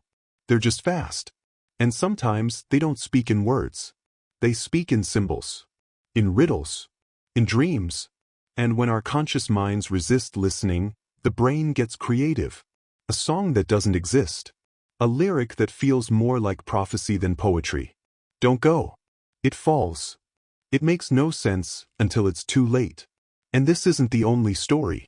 There are countless people who cancel flights after dreaming of crashes, only to wake up to news headlines filled with tragedy. People who change their daily route after recurring nightmares, only to avoid an accident by mere minutes. Skeptics call it coincidence. But sometimes, the math stretches belief. And what remains points to something else. Something unmeasured. A perception that whispers instead of shouts. In ancient cultures, dreams were not entertainment. They were maps. Messages from the divine. Many tribes had trained dream interpreters. Warnings didn't arrive in flashing alerts. They came wrapped in symbols, cloaked in emotion. Maybe we've lost touch with that. Maybe our obsession with certainty has dulled the blade of intuition. But what if the world still speaks, through songs, symbols, synchronicities? What if your dreams aren't meant to confuse you, but to prepare you? That girl, the one who dreamed of the radio, heard something no algorithm could detect. No expert could have warned her.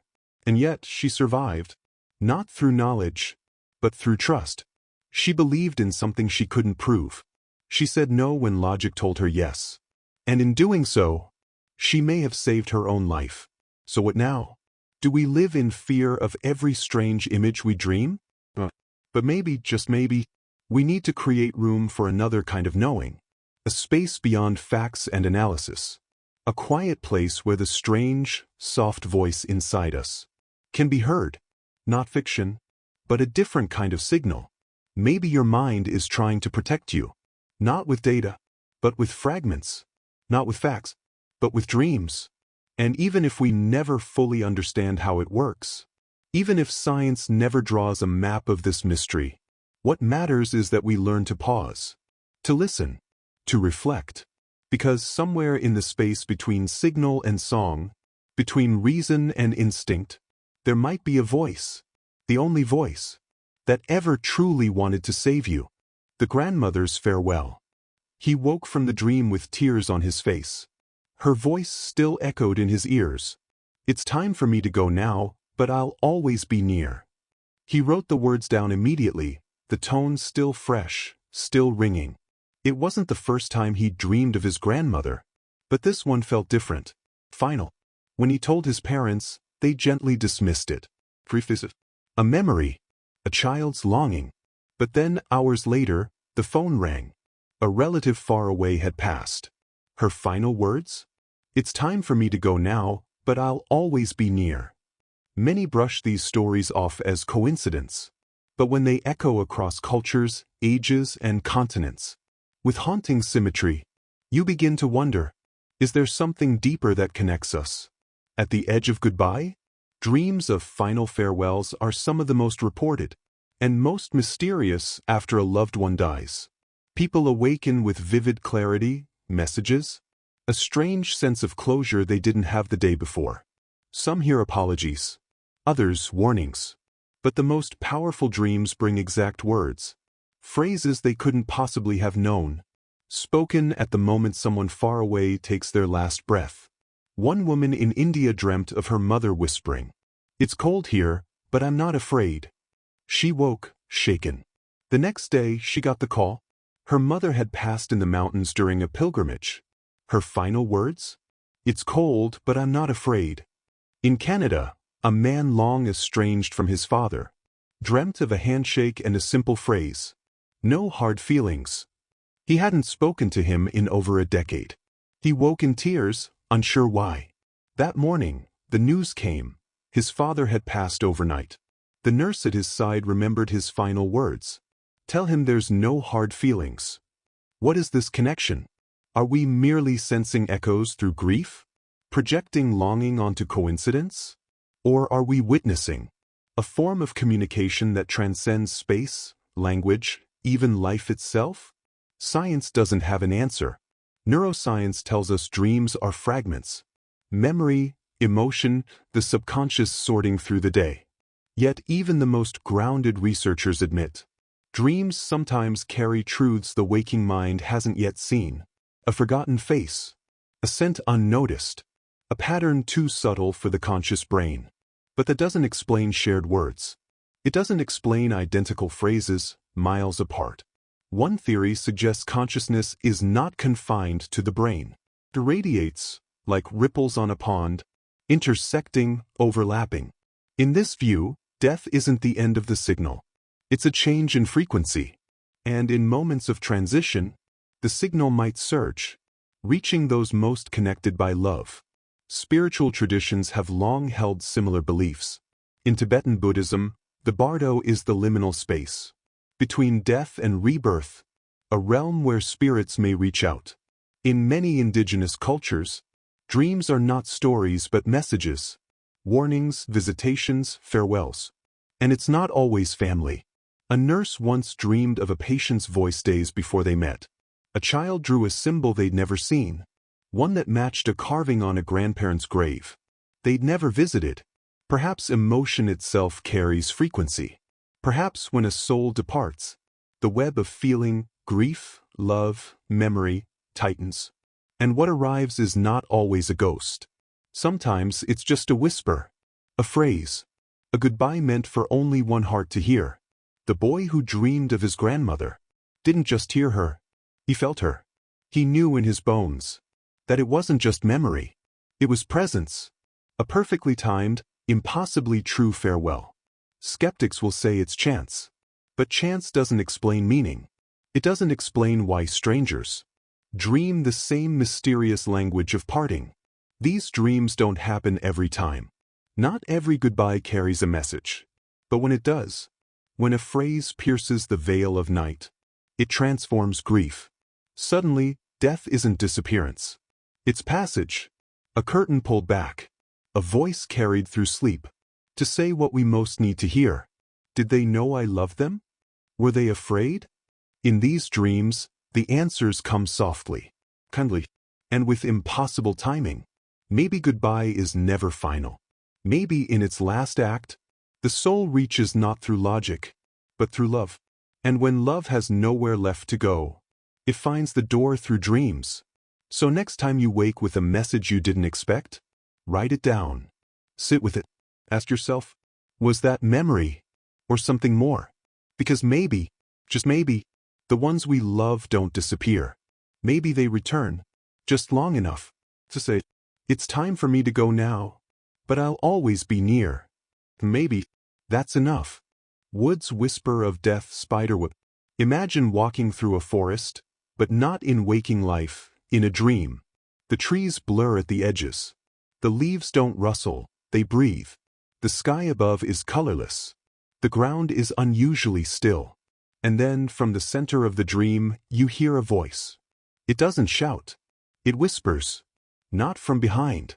Not ahead. From within. The woods murmur a single phrase, not yet. You wake up. Startled. Heart pounding. Sweat cooling fast. You don't know why it unsettled you so deeply, only that it did. It wasn't a nightmare. There was no violence. No chase. No terror. Just that phrase. But it felt like a warning. Like something ancient had spoken. And somehow you knew it meant danger. She was supposed to hike that day. Same trail as always. Nothing extreme. Just her, the trees, and the quiet. But after the dream, she didn't go. She canceled. Told herself it was the weather, the mood, maybe fatigue. But truthfully, it was the whisper. Not yet. It burrowed under her skin. That afternoon, the trail she would have taken collapsed. A massive hidden sinkhole opened beneath the forest path. Photos later showed a gaping wound in the earth, roots dangling into a cavern large enough to swallow a car. No one was hurt. No one was there. But she would have been alone at the exact moment it gave way. Coincidence? Intuition? Or something else entirely? She hadn't dreamed of cracks, or falling, or death. She dreamed of restraint, of postponement, of something old telling her to wait. And she listened. There's something chilling in how subtle the message was. No doom. No disaster. Just a murmur. Final. Oddly merciful. Stories like this exist all over the world. People who change plans after strange dreams. Flights missed. Roads avoided. Encounters skipped. And later, they learn something terrible happened in the place they were meant to be. Not every dream saves a life. But sometimes, it adds just enough friction to delay fate. Psychologists might call it subconscious processing. Somewhere in your brain, a puzzle gets solved without you realizing it. Microcracks in the trail. Shifting soil sounds on a previous walk. A nervous animal. Clues gathered. Unnoticed, but assembled by the dreaming mind. The result? A single warning, not yet. But that explanation doesn't satisfy everyone. Because sometimes, dreams defy logic. Sometimes they're too precise. Sometimes the message feels external. She later said the voice didn't feel like hers. It was male. Not frightening but firm. It didn't explain. It simply said, not yet. And left her with the unmistakable weight of being spared. What is it that watches from the dark? Not to harm, but to caution. In many cultures, the woods are sacred. Alive. Not metaphorically, but spiritually. Places of transformation. Testing. Communication with forces we've forgotten how to name. Myths speak of forest spirits. Of ancestors. Of guardians who protect, not always kindly, but always purposefully. In those stories, the ones who listen survive. She started walking again. But never that trail. Now she listens. Not just to dreams, but to silences. To gut feelings. To those moments that don't make sense until later. Once she dreamed of a thick, sour fog. She chose a different route to work that day. A chemical spill had shut down her usual one. She doesn't call herself psychic. She laughs when people suggest it. But she listens. And she records. Because once, a voice in the forest told her, her time had not yet come. And she believed it. There's something unnerving about being saved by something you can't name. Not a scream. Not a force. But a breath in your ear. It changes you. Because now, you know, something is watching. Willing to interfere. Not always. Not loudly. But when it matters. And when it speaks again, she'll listen. Because she knows what silence almost cost her. And what a whisper gave back. She began reading. Not fiction, but folklore. Indigenous stories. Medieval forest legends. Dream theory. She found patterns. Warnings hidden in riddles. Dreams that weren't dreams, but messages in disguise. Monks fasting to induce visions. Travelers who turned back after sensing something off, only to later learn the road they would have taken was gone, washed away. She wondered, how many lives have been saved this way? And how many lost, because the dream was ignored? Dreams, she realized, don't shout. They knock. Lightly. You have to already be listening. That's the hardest part. Because we've been taught not to. We've been told dreams are nonsense. Surreal movies with no plot. But sometimes, they are blueprints of consequence. Written in the language of feeling. Wrapped in symbol. And whispered just loud enough to stop a footstep. She writes them all down now. Every night. Even the ones that seem meaningless. Especially those. Because the forest never whispered twice. It never explained. It simply said, "Not yet," and never came again. But that one whisper gave her the rest of her life. And for her, that was enough to believe. The casino collapse. Adrenaline surges. Money's on the line. Lights flash. Voices murmur. The air smells like sweat and luck. You're about to raise when an image flashes in your mind. Cards on fire. Ash drifting in slow motion. Flames licking the edges of the table. And then, but your chest tightens. You've dreamed this before. That was Vincent. A mid-level card shark known in local circles. Not famous. Not reckless. Just gifted at reading faces, calculating odds. For 3 nights in a row, he dreamed the same thing. A hand of cards, burning one by one. Suits curling into smoke. Numbers dissolving into black. And yet in the dream, everyone kept playing. As if nothing was wrong, until the roof came down in fire. On the 4th night, it returned. But this time, something changed. He looked down and saw the card in his hand, the ace of spades. And as the flames rushed toward him, he clenched it in his fist and ran. He woke up, breathless, sweating, shaken. The next night, Vincent returned to the casino. Same table, same routine. The dream lingered, but he almost laughed it off. Until the cards were dealt. Until the ace of spades landed in his hand. And suddenly, he froze. The dream surged back like a wave. The heat felt real. Time bent. He folded, stood up, walked away, mid-hand. A move no gambler makes, unless they're losing or lying. Friends called out. Dealers raised their brows. Vincent said nothing. He just left, clutching the card like a lifeline. For minutes later, the casino's electrical grid shorted. A fire broke out in the eastern wing, spreading fast. Through overloaded circuits, decor soaked in years of smoke and sweat. The very section Vincent had just left, filled with flames and panic. No one died. Several were hurt.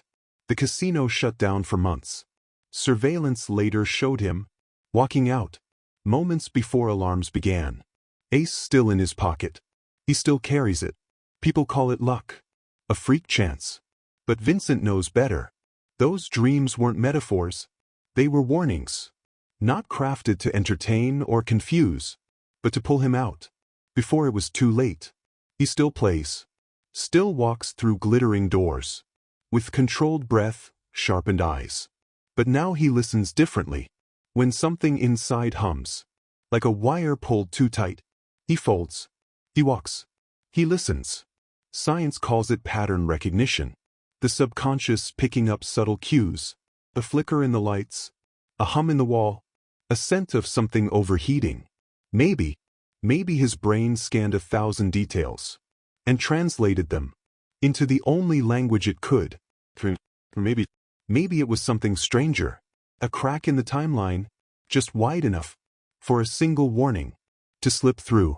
We don't like to believe in fate, especially not in a casino, a cathedral of chance, built to sell hope, as if it were a commodity. But that night, the odds bent the other way. Vincent didn't walk out with money. He walked out with a truth, bigger than luck. The ace he carries is scorched, slightly warped, protected in a clear plastic sleeve. Not as a trophy, as a reminder that survival doesn't always come from strength or knowledge, but from silence, from stillness, from listening to a dream that felt wrong enough to walk away from everything.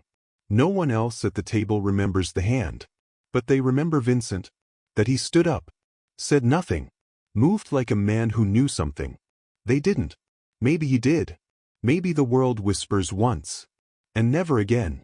Maybe the burning cards weren't just a dream. They were an echo of a timeline that almost was. And in that fleeting instant, Vincent didn't beat the house.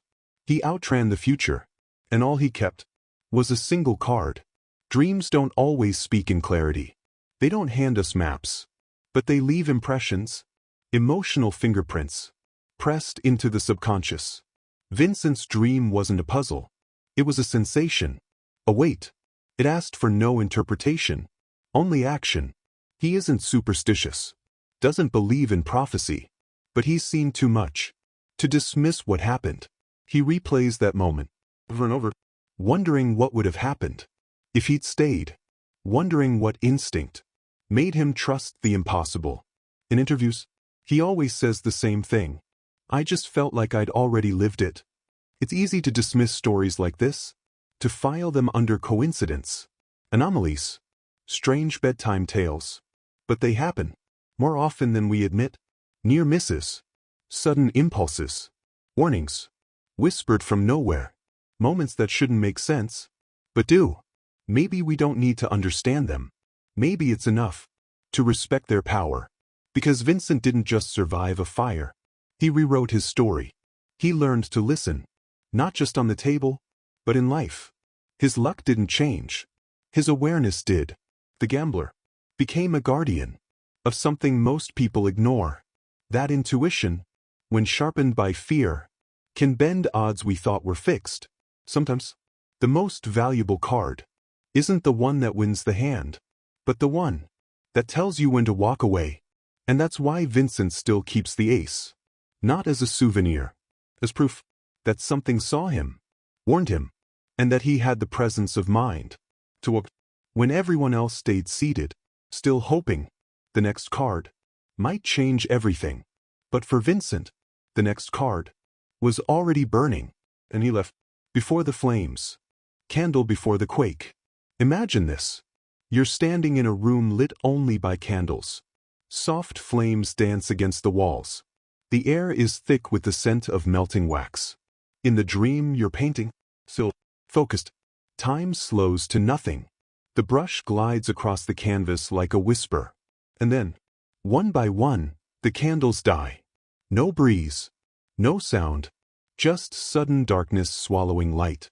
A cold pressure gathers, like breath held too long. You feel it in your spine. You know something is wrong. You wake, shaken. That morning, the artist laughs it off. Just a dream. Just symbolism. She brushes her teeth, packs her bag, leaves the studio earlier than usual, something she never does. She forgets to lock the door. Her mind loops back to the vision. Candles snuffed out all at once. That night, the ground moves. A 7.3 magnitude quake tears through the city. Buildings fall. Power lines collapse. Sirens scream. People run. Her studio shakes. Cracks split the walls. Paint spills like blood across the floor. But it doesn't collapse. And she's not inside. She would have been. She always is. Except not that day. Because of a dream. Because of the candles. This was a warning. Quite symbolic.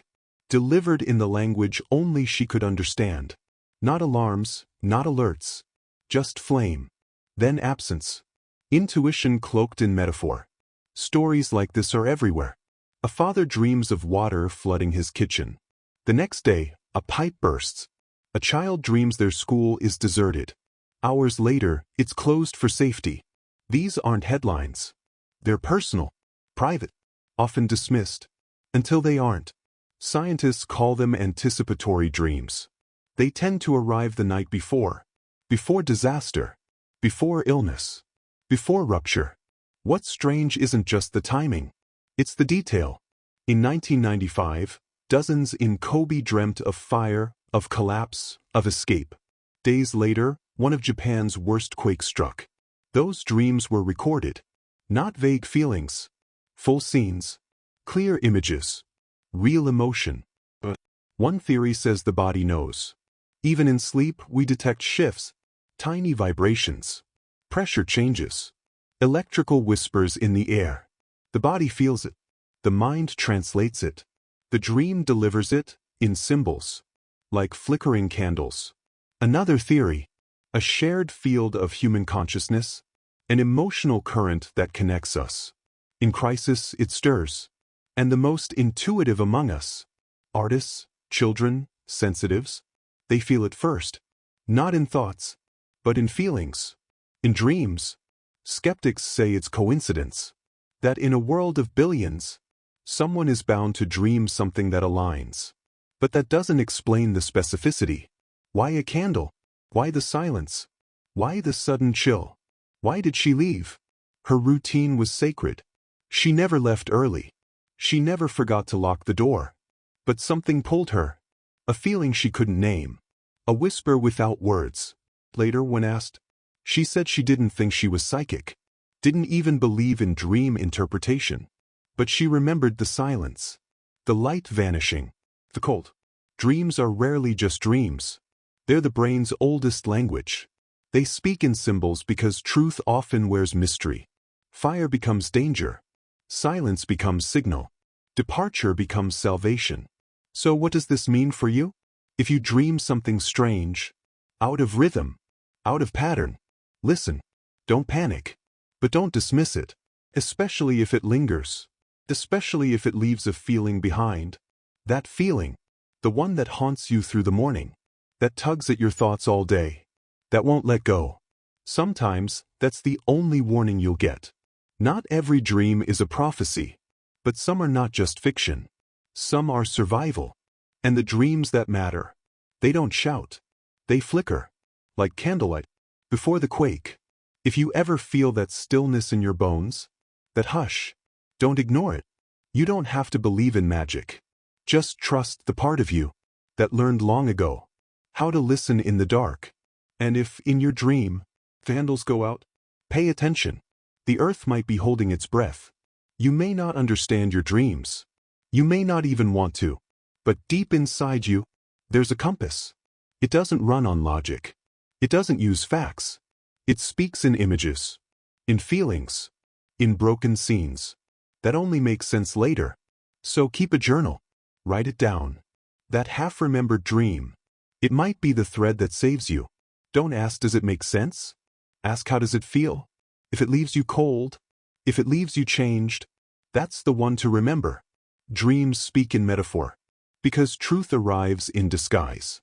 And when it does, don't wait for proof. Let the absence of light be enough. Sometimes, the loudest sound before disaster is the silence, the hush, the stillness, the candle before the quake, the stranger who warned, the dream. Streets unfamiliar, a distant skyline, the air electric with something you can't name. In the dream, you're a traveler. You wander alleys and wide avenues. Everything is silent. No people, no cars, only buildings, old and beautiful, watching you with their windows. You feel like you're not supposed to be there. Then, without warning, the sky opens. Not with clouds, not with rain, but with light. Blinding, soundless, impossible light that swallows every shadow, every shape. It pours into the streets like a flood. You reach out, and your hand disappears. You scream, but there's no sound. Just light, just white. You wake up, heart pounding, breath caught halfway between now and somewhere else. The traveler. She had that dream twice. An artist from Montreal, traveling alone through the Balkans. She wrote it down, sketched the dream streets, mapped the plaza where the light consumed her. She didn't know why, only that it felt important. It didn't feel like a dream. It felt like a memory from the future. The plaza. 3 days later, Skopje, Macedonia. By chance, or something else. She walked into a plaza she didn't remember choosing. It matched the dream. The fountain. The arch. The buildings leaning slightly inward, like they were listening. Her stomach dropped. She stopped walking. Darkness. Not dim. Gone. Streetlights. Signs. Phones. The entire grid failed. A city-wide blackout. Power gone for miles. The plaza disappeared, swallowed not by light, but by the absence of it. And she stood at its center, blinking into nothing. Exactly where the dream had ended. The vanishing. This is the city that vanished. The place that existed, then didn't. And a dream that saw it coming. Precognitive dreams. Not all such dreams are warnings. Sometimes they arrive like riddles. Not danger. Not death. But mystery. Questions etched in symbols. Waiting to align with the waking world. Psychologists call them anomalies. Events that don't fit our model of time. But they happen. Again and again. Other cases. 2001. A British woman dreams of running through the London Underground, covered in dust. Days later, it happens, during the 7/7 bombings. 2010, a boy in Chile dreams his school collapses. He refuses to go. That same afternoon, the building cracks during a massive quake. The headmaster later says, if the boy had been in his usual seat, he might not have survived. Theories. What makes the mind jump ahead? Some say, the brain is always scanning for patterns, subtle environmental shifts, electromagnetic fields, subsonic tremors. Dreams may not be random. They may be subconscious computations, piecing together futures from silent fragments. Deeper ideas. Quantum time theory. Time is not linear. Future events can influence the present. In altered states, like REM sleep, the brain may access non-local information, moments not yet lived, choices not yet made, not visions, but bleed thrusts, psychological echoes from the other side of the timeline. Emotional resonance. Places carry energy. Source. Memory. Some ancient, some recent. When you enter a space, you don't just see its shape. You feel what lingers. And if that space is about to change, to vanish, some part of you might already know. Interpretation. The traveler didn't see death. She saw disappearance. She didn't feel fear. She felt loss. When the lights went out, the dream made sense. She wasn't being swallowed by light. She was being shown how quickly it could all vanish. How even a city, loud, sprawling, permanent, could blink out like a candle. She stayed still in that darkness. Waited. Let it pass. She didn't run. Didn't panic. Because she'd already been there. In the dream. In the warning. In the strange moment that turned fiction into memory. What it means for you. Pay attention to the places that repeat in your sleep. The buildings. The intersections. The faces that don't speak. When something in a dream feels too detailed to forget, write it down. Not because you're psychic, but because your mind may be more connected than you think. Return of the city. The city that vanished came back. Hours later, the lights returned. The hum of machines. The buzz of neon. But to her, it never felt the same. She said it felt like the city had gone somewhere and come back hollow. Different. Like the version she now stood in wasn't quite the one she had entered. Final thought. Maybe some dreams don't just warn us. Maybe they track us, pull us gently toward the places we're meant to witness, to survive, to remember. Maybe the ones that feel unreal are the ones trying hardest to become real. If you ever find yourself walking in a dream city, surrounded by silence, swallowed by something you can't explain, don't brush it off. That city might be waiting for you. And when you arrive, you'll know. You'll feel it. And if the lights begin to vanish, stand still. You've already been here. The clock stopped screaming. Imagine a woman. The clock stopped screaming. She dreamed her alarm didn't buzz, didn't beep, it screamed. A shrill, unnatural shriek that cut through the dream like a siren. Panicked, she reached for it in the dream, but the device had no buttons. It just screamed, louder and louder, until silence. She jolted awake. Heart pounding. Room calm. The clock beside her perfectly still. She looked. The alarm hadn't gone off. But it was exactly the time she needed to wake for her flight. If she'd slept even a minute longer, she would have missed it. Later that day, she boarded the plane, just in time. The strange part? The alarm was set. Fully charged. Volume up. No malfunctions. Yet it never made a sound. It was as if the clock failed, but something else didn't. As if something, or someone, intervened. When the mind refuses to sleep, stories like hers aren't as rare as you'd think. Someone dreams of missing a train, and wakes just in time to catch it. Someone hears a phone ring in their sleep, but the call never came. There's no neat scientific box for this. Yet it keeps happening. Again and again. And each time it leaves the same unsettling question. What actually woke them? The brain beneath the surface. Yes, we have internal clocks, circadian rhythms that sync with sleep, hunger, hormones. And yes, Science confirms we can train ourselves to wake up at specific times. But that doesn't explain screaming clocks, or dreams that feel like rescue missions, or the eerie precision that wakes us exactly when we must wake. There's something more at play, a kind of subconscious failsafe. When our technology fails, our phones, our alarms, our plans, something deeper sometimes steps in. And that something doesn't speak in logic. It speaks in emotion, urgency, and dream.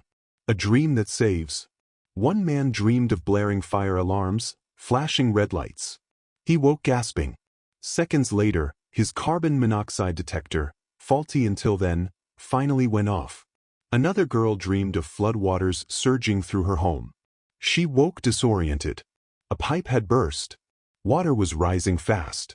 She caught it just in time to stop it from reaching the stairs. These aren't coincidences.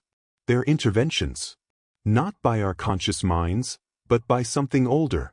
A primitive, watchful part of us that doesn't sleep. The sentinel within. Some neuroscientists believe a part of the brain stays on guard even in deep sleep, sensitive to shifts in sound, light, temperature, even internal signals. It can trigger a dream when something is off. But that still doesn't explain the metaphors. Why a screaming clock? Why a shattered bell? Why floods, fire, alarms? Because dreams don't speak English. They speak symbol. They use memory and fear like paint. They build images that feel urgent, even if they make no sense. When the physical alarm fails, the mind creates a psychic one. An invented emergency. Born from necessity. Precision in the panic. What's most astonishing is how precise these dreams are. They don't wake you too early. They don't wait too long. They snap you awake at the exact moment action is still possible. Not ISP. Not prophecy. Just the miraculous mechanics of a mind determined to protect you. When the universe screams, the woman with the screaming alarm couldn't forget the sound for days. She said it was electronic, inhuman, angry. It felt, strangely, like the universe itself was yelling at her. Not out of malice. Out of urgency. Like it was saying, don't trust fragile things. Trust the part of you that still knows how to wake. Remembering how to survive. We've outsourced so much of our lives to machines. Schedules. Notifications. But beneath all that, a part of us still remembers. Remembers how to feel time. How to sense danger. How to scream when silence is deadly. And maybe that part isn't ancient. Maybe it's timeless. One last bell. A woman in New Zealand once dreamed of a cathedral bell shattering. The sound was so loud, she jolted upright, breathless. Her alarm had failed. But her train, the one that would take her to a life-changing job interview, left in 15 minutes. She made it. She says the dream saved her future. The iceberg mind. Science still debates what dreams really are. Some call them garbage disposal. Others, psychological mirrors. But maybe they're more. Maybe they're escape hatches. Emergency alerts hidden deep in the unconscious. Picture your mind like an iceberg, most of it underwater. But when life's ship scrapes danger, the submerged part surfaces. Rising, breaching, screaming, just long enough to save you. That scream might not come from your phone. It might come from you. So if you ever wake with a jolt, from a sound that wasn't real, check the time. Check your surroundings. And listen. Your mind might be trying to tell you something. Because when the world forgets to wake you, your mind just might scream. And that scream, as terrifying as it sounds, might be the sound of survival. The letter that bled. Imagine dreaming of a letter. Not one gently placed in your mailbox, but one waiting in a hallway of shadows. In the dream, everything is gray, except the envelope. Thick wax. When he opens it, it drips. Not blood, but something close.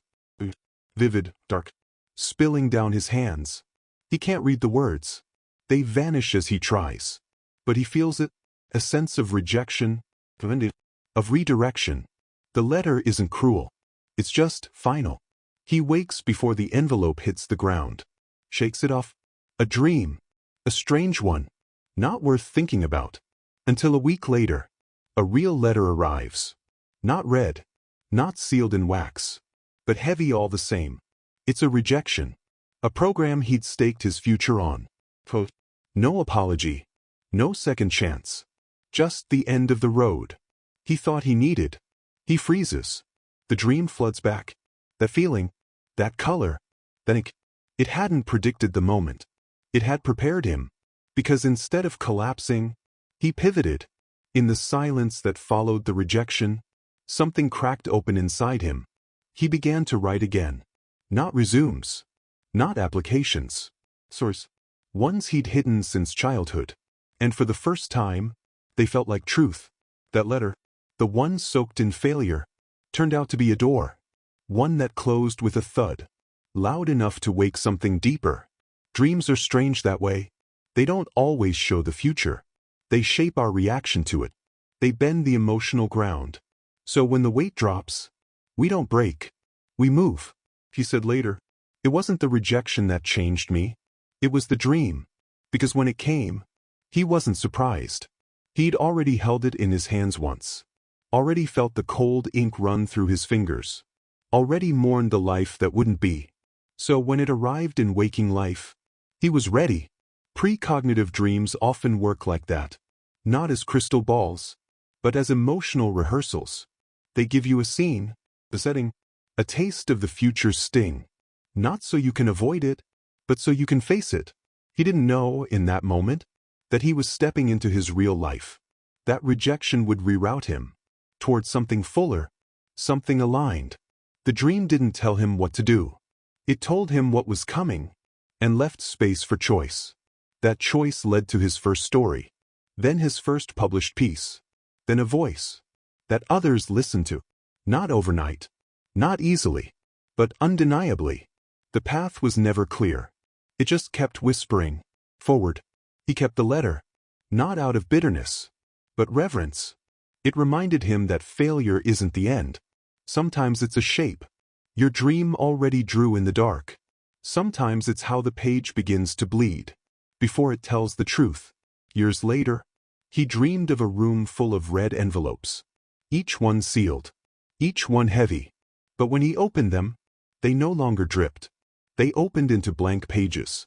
He took that as a sign. He would write the letter himself. Dreams, he learned, are not just echoes. They are warnings, rehearsals, sometimes even forgivenesses, sent in advance. He began speaking to others, asking if they ever dreamed something that came true, not as fact, but as feeling. And the answers surprised him. A woman who dreamed of a baby, before knowing she was pregnant. A man who dreamed of water, then turned around, before driving into a flooded road. A boy who saw his dog run away in a dream, and woke just in time to catch him at the door. We pretend these things are rare, but maybe they aren't. Maybe we've just forgotten how to listen. What fascinated him most wasn't the dream's accuracy. It was its compassion. The letter wasn't cruel. It didn't mock. It simply told the truth, gently, ahead of time, like it wanted him to brace, to not break, to bend with grace. When life turned the page, he now believes, we're warned more often than we realize. But the language isn't loud. It's symbols, colors, sensations. You have to meet it on its terms. If you wait for proof, you miss it. But if you sit still, if you write it down, honor it, trust it, it might just meet you halfway. So now, when things fall apart, he doesn't panic. He listens. He returns to the letter. He watches for ink. And sometimes, it drips again. Not as a threat, but as a reminder. That change isn't cruelty. It's correction. What begins as rejection may be the universe trying to speak in red before you're ready to hear it, in black and white. And if you're lucky, very lucky, you'll dream it first. He teaches now, not writing, but resilience. He tells students not to fear the no, but to study it, to hold it up to the light, to see what story it wants to end, and what better one it might invite. He brings out the red envelope sometimes. Not the one from his dream, of course, but one he painted himself. A reminder. He keeps it on his desk, because in his life, the turning point wasn't applause. It wasn't a yes. It was the moment Something told him not this. So that something better could say yes later. Rejection, he says, is not the enemy of destiny. It is often the hand that steers it. And in the stillness of night, when he dreams of paper again, he no longer fears what it holds. Because now, he's the one writing it. A dream in reverse. Imagine walking into a store. A dream in reverse. You've never been here before. A quiet, dusty little shop tucked away on a side street. Nothing special, shelves of second-hand books, a tiny bell above the door, the comforting scent of aged paper and time itself. Still, you pause, struck by a familiarity that isn't memory but something deeper. Then it hits you. You've been here before, in a dream. Years earlier, Eliza had the same dream. She'd woken with such vivid detail that she scribbled it all down. The golden shafts of sunlight through dusty windows, the hush between breaths, the moment a man approached. His eyes were gentle, his smile shy. He asked for a book she'd just lifted from the shelf, and they laughed as if they'd known each other for lifetimes. Time hovered in that pause. She remembered how he looked at her, as though he already loved her, and heard, clear as day, her own unspoken thought, "I'm going to marry this man." When she awoke, an ache of loss gripped her, as though something precious had ended before it began. She confided in no one, yet she wrote it all down. The shop's layout, the stray beam of light, the cadence of his voice, even his name, James. Life moved on, dating, travel, work, yet the dream trailed her like a ghost refusing to fade. She'd wander into cafes and bookshops, half expecting fate to repeat itself. Then, one rainy afternoon in another city, Eliza ducked into a second-hand shop simply to escape the downpour. Her coat dripped, her spirits were low. But the moment the bell chimed, time skipped. The light, the shelves, the hush, it was her dream's bookshop, alive. And there, at the far end, stood him, soft-eyed, quietly present, leafing through a volume. She didn't speak. She watched as her heart thundered until he turned, smiled, and walked toward her. "This may sound odd," he said, voice gentle, "but I think I've dreamt this exact moment before." His name was James. They traded hours of laughter and stories. When she described her dream, his face went pale. He too had dreamt of meeting someone in a small, unfamiliar shop, someone who would change his life. 2 years later, they were married. Science scoffs at tales like theirs. Dreams are random firings of neurons, recycled memories. The notion that two souls could share the same vision before it unfolds defies all we know of time, memory, and love. Some call it coincidence, others, fate. A few researchers dare to speculate about shared consciousness, quantum entanglement of minds, or time's backward currents in sleep. Most simply deem it impossible. Eliza and James don't care about explanations, they've lived it. Even now, they return to that same little shop. It's a shade dustier, a breath quieter, but otherwise unchanged. Sometimes they sit by the window, marveling at how narrowly they escaped each other, how fragile the thread truly was. Each time the bell rings, they both glance up, half expecting another fragment of their future to step inside. Early love stories like this are rare, not just for what happens, but for when.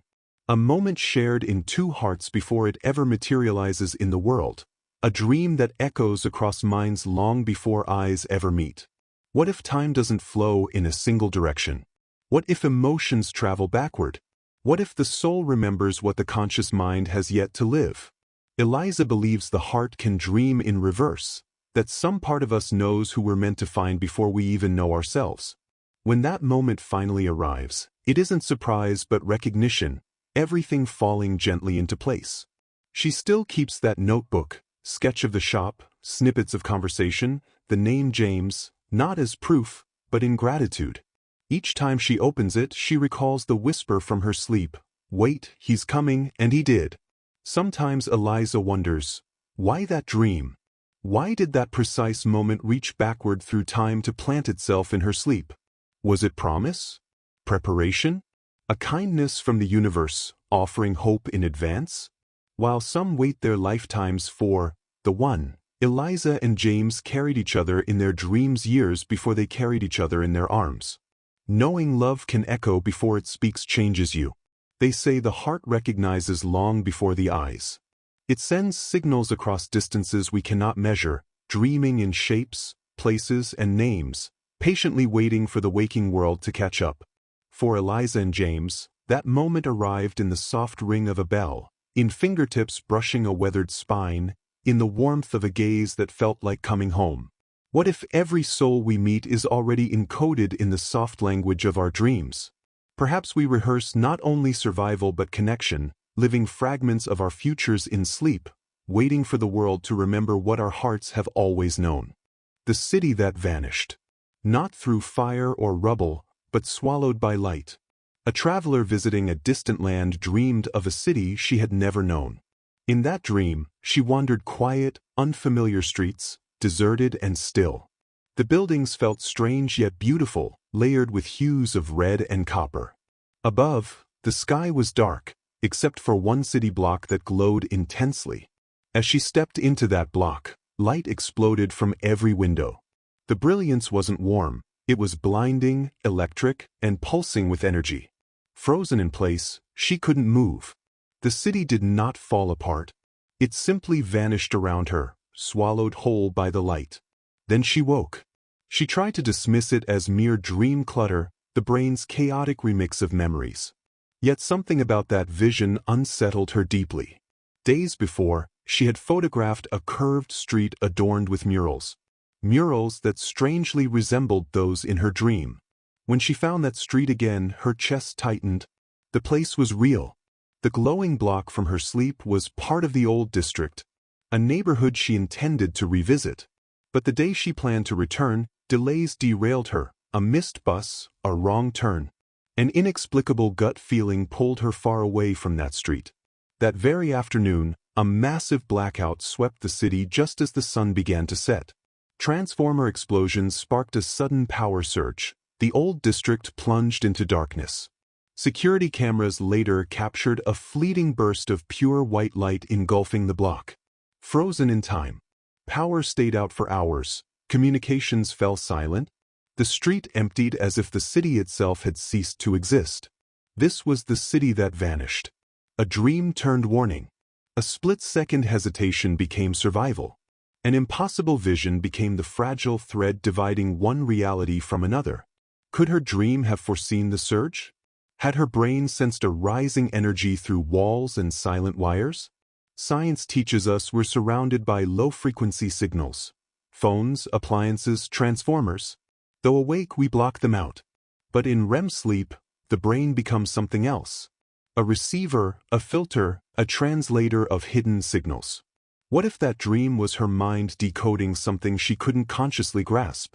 For decades, researchers have studied premonitory dreams. Those rare moments when dreams seem to glimpse future events. Often, it's not the event itself that lingers, but the emotion, the dread, the awe, the paralysis. The light in her dream was more than illumination, it was a sign. A symbol of danger, interruption, erasure. Electromagnetic fields can alter human perception. People exposed to surges report strange sensations, vibrations, light distortions, even auditory hallucinations. If a transformer's energy builds just right, it might emit patterns strong enough for the subconscious to register, not literally but symbolically. In sleep, a pulsating voltage becomes a city of light. But what does it mean to vanish? Is it destruction or silence? During the blackout, phones died, signals ceased. Even footsteps sounded strange on the deserted street. It was as if the dream didn't just predict a moment, but a texture, a sensation, a glitch in the world's rhythm. In ancient texts, light often symbolizes awakening or annihilation. In dreams, it can mean rebirth or disappearance. What she saw wasn't a city aflame, but a place flickering out of recognition. Time interrupted, existence paused. She never walked that block again, not from fear, but because she felt she had already been there. In another reality, one that warned her, one that led her away. The city that vanished is not only a dream, it's a question. Can places echo through the subconscious before they break? Can the body sense the absence of power, the threat in the light, The tension in the grid? Can a dream map not where to go, but where to avoid? How many times have you entered a room and felt something off? A hum, a pause, a silence too heavy? Maybe it wasn't nerves. Maybe it was a signal. Maybe it was a warning. We live surrounded by constant buzz, electric, digital, synthetic noise. Our minds adapt to the static. But what happens when the noise stops? When the pulse dies? And what remains is nothingness. That day, one street in a living city blinked out, just for a moment. But for her, it was enough. She dreamed of the light. She listened. And she chose a different path. Not all vanishings are physical. Some happen in perception, in presence, in power. Sometimes the only clue is the quiet urgency of a dream that can't be explained. Maybe these moments aren't meant to be understood, only respected. Maybe the world leaves ripples before it breaks, and only the stillest minds can hear them. Whether fate, subconscious intuition, or something beyond science, the dream didn't need explanation. It only needed to be felt. And in that feeling she stepped away. And so she remained, while the light erased everything else. The question is, when your city vanishes, will you have already left the bed that broke? Imagine falling. The bed that broke. Not stumbling, not tripping, falling endlessly through a shaft of air without bottom or walls, just you, gravity, and the distant echo of something waiting. You try to scream, but your voice vanishes. You flail, reach, spin, yet nothing slows your descent. There's no impact, only the terrifying promise of one.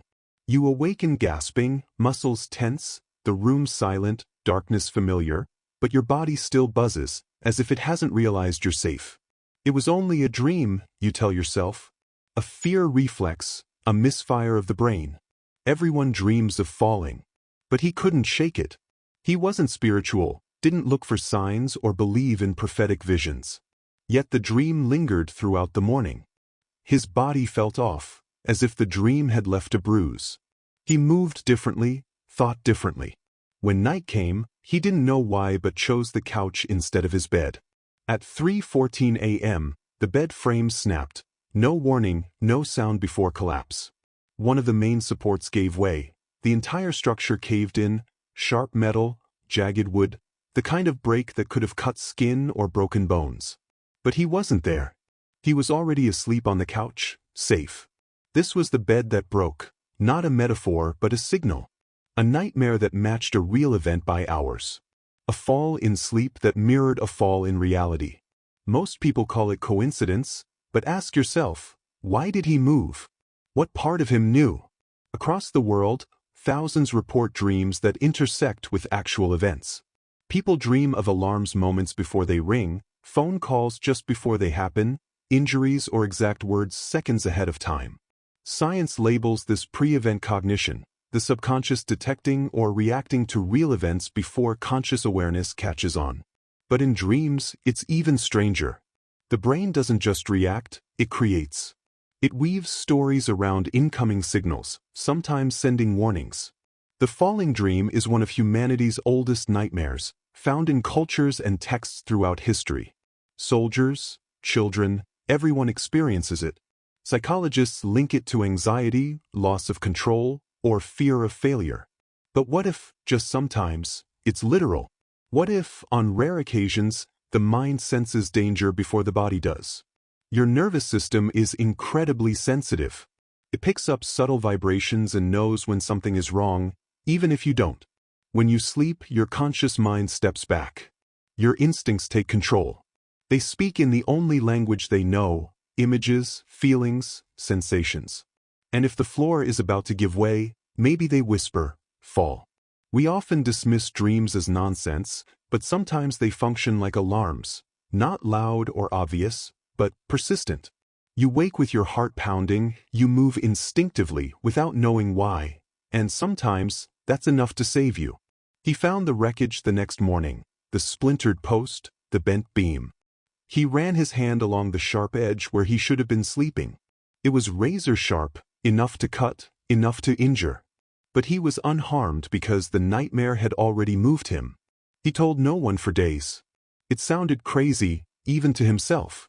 Eventually, he wrote it down, not seeking answers but recording it, because some part of him knew this was no ordinary dream. It had teeth. It had meaning. So what does this mean for you? When your dream feels too real, listen. Not every fall is symbolic. Not every warning is abstract. If your body wakes you, if your dream won't let go, if you sense something unseen but looming, act. Sleep somewhere else. Change your plan. It's not fear, it's foresight. And if you wake from a dream of falling, check the floor. The bed might already be broken.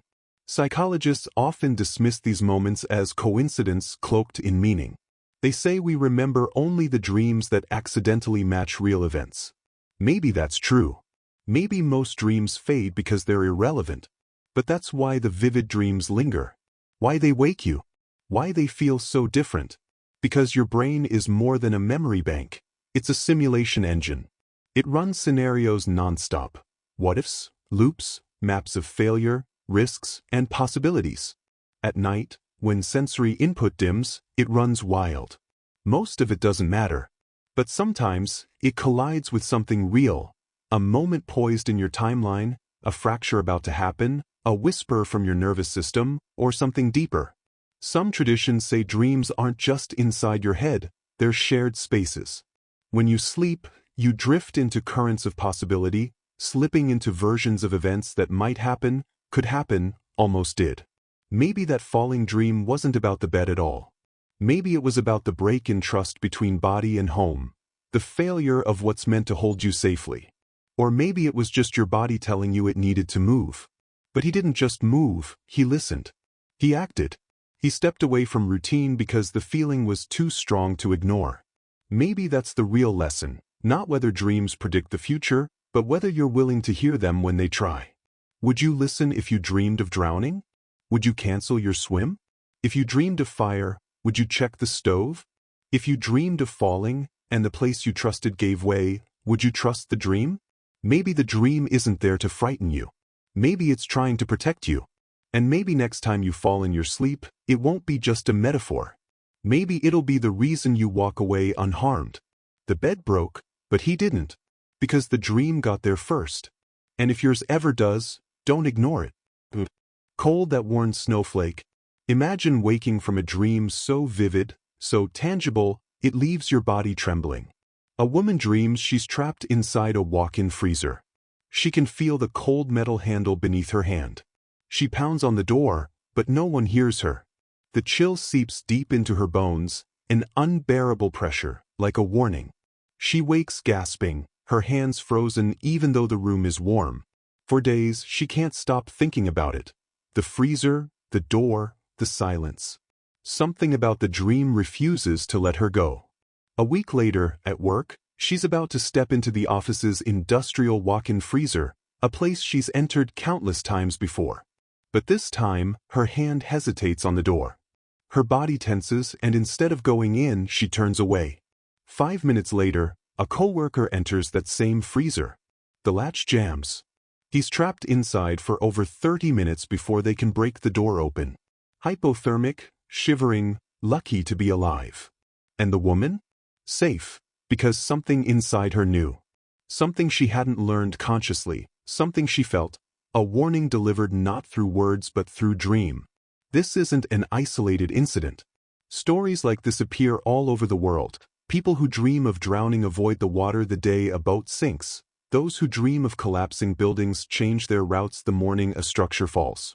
Most haunting of all are those who dream of freezing, suffocating, or being locked away, only to avoid such traps days later. At first, it's easy to dismiss as coincidence. But when it happens repeatedly, it becomes something else. The cold doesn't merely frighten, it transforms. It sends a signal one no alarm could match. What if dreams are more than subconscious echoes? What if they are simulations the mind runs, preparing us for threats not yet faced? Some neuroscientists suggest that during REM sleep, the brain conducts internal threat rehearsals, placing you in danger from fire, flood, predators. Not to scare you but to prepare you. It fine-tunes your responses, teaches you escape strategies. This evolutionary theory explains why dreams often feel strange, emotional, symbolic, But it doesn't explain timing. It doesn't explain that sudden urge not to enter a familiar place the very moment it becomes deadly. One hypothesis is that the subconscious detects microcues, subtle smells, sounds, vibrations, that the conscious mind misses. Over time, your body compiles this data. During sleep, the brain opens the file and writes a warning. You don't wake remembering facts, you wake remembering cold on your skin and silence in your throat.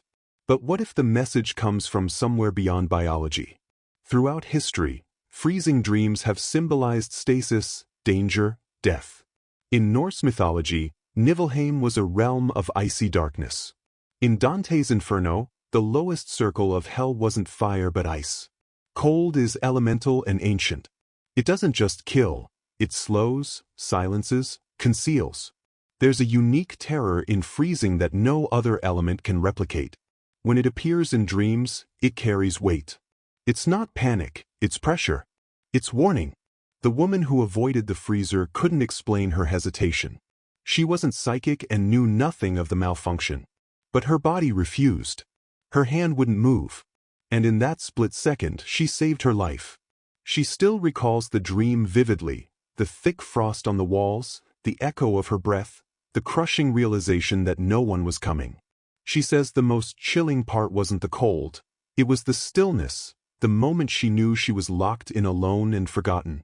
Dream researchers call these anticipatory dreams. They believe the brain builds models to help us avoid situations that could be fatal. When the moment arrives, emotional memory takes over, and we react not with thought but instinct. This instinct, sharpened by fear and rehearsal, might be the oldest intelligence we possess. It speaks softly, strangely, but always with purpose. In 2007, a delivery driver in Sweden dreamed 3 nights running of standing inside a freezer. He saw his breath crystallize midair. The lights flickered out. The compressor's hum froze into silence. He joked with coworkers, but then warned seriously, "If the light goes out, don't follow me in." A week later, during a late delivery, the freezer lost power. Emergency locks engaged. He remembered the dream and refused to enter. That's why he wasn't the one they had to rescue. Another story comes from Brazil. A young woman dreamed she was frozen in time while the world around her moved freely. She woke with dread and canceled her catering shift that day. Due to a faulty sensor, a fire suppression system released CO2 into the kitchen's walk-in freezer. An employee sent to retrieve items lost consciousness in under a minute. In these dreams, cold is never just temperature, it's paralysis, a warning carrying meaning beyond explanation. It's urgency. This might be the language of survival itself. Sleep labs have observed unusual neural spikes during precognitive type dreams, not seizures, but not normal REM waves either. Some theorists suggest the dreaming brain briefly enters hypersynchrony, a state where many brain regions fire together, possibly pulling meaning from fragments beyond our usual awareness. Skeptics call it coincidence, arguing that if you have enough dreams, some will match reality eventually. But these people remember the dreams beforehand. They tell others. They act on them. The woman who avoided the freezer didn't wait for proof. She listened to something deeper than reason. For that, she is alive. So, if your dream leaves you chilled to your core, don't warm up too fast. Ask yourself, what was the cold trying to say? Sometimes ice speaks first. And those who survive are the ones who listen. The fog that speaks. Picture yourself trapped inside a vision where form dissolves. Only mist remains, an endless, living haze. It shifts, but not driven by wind. It curls as if observing you.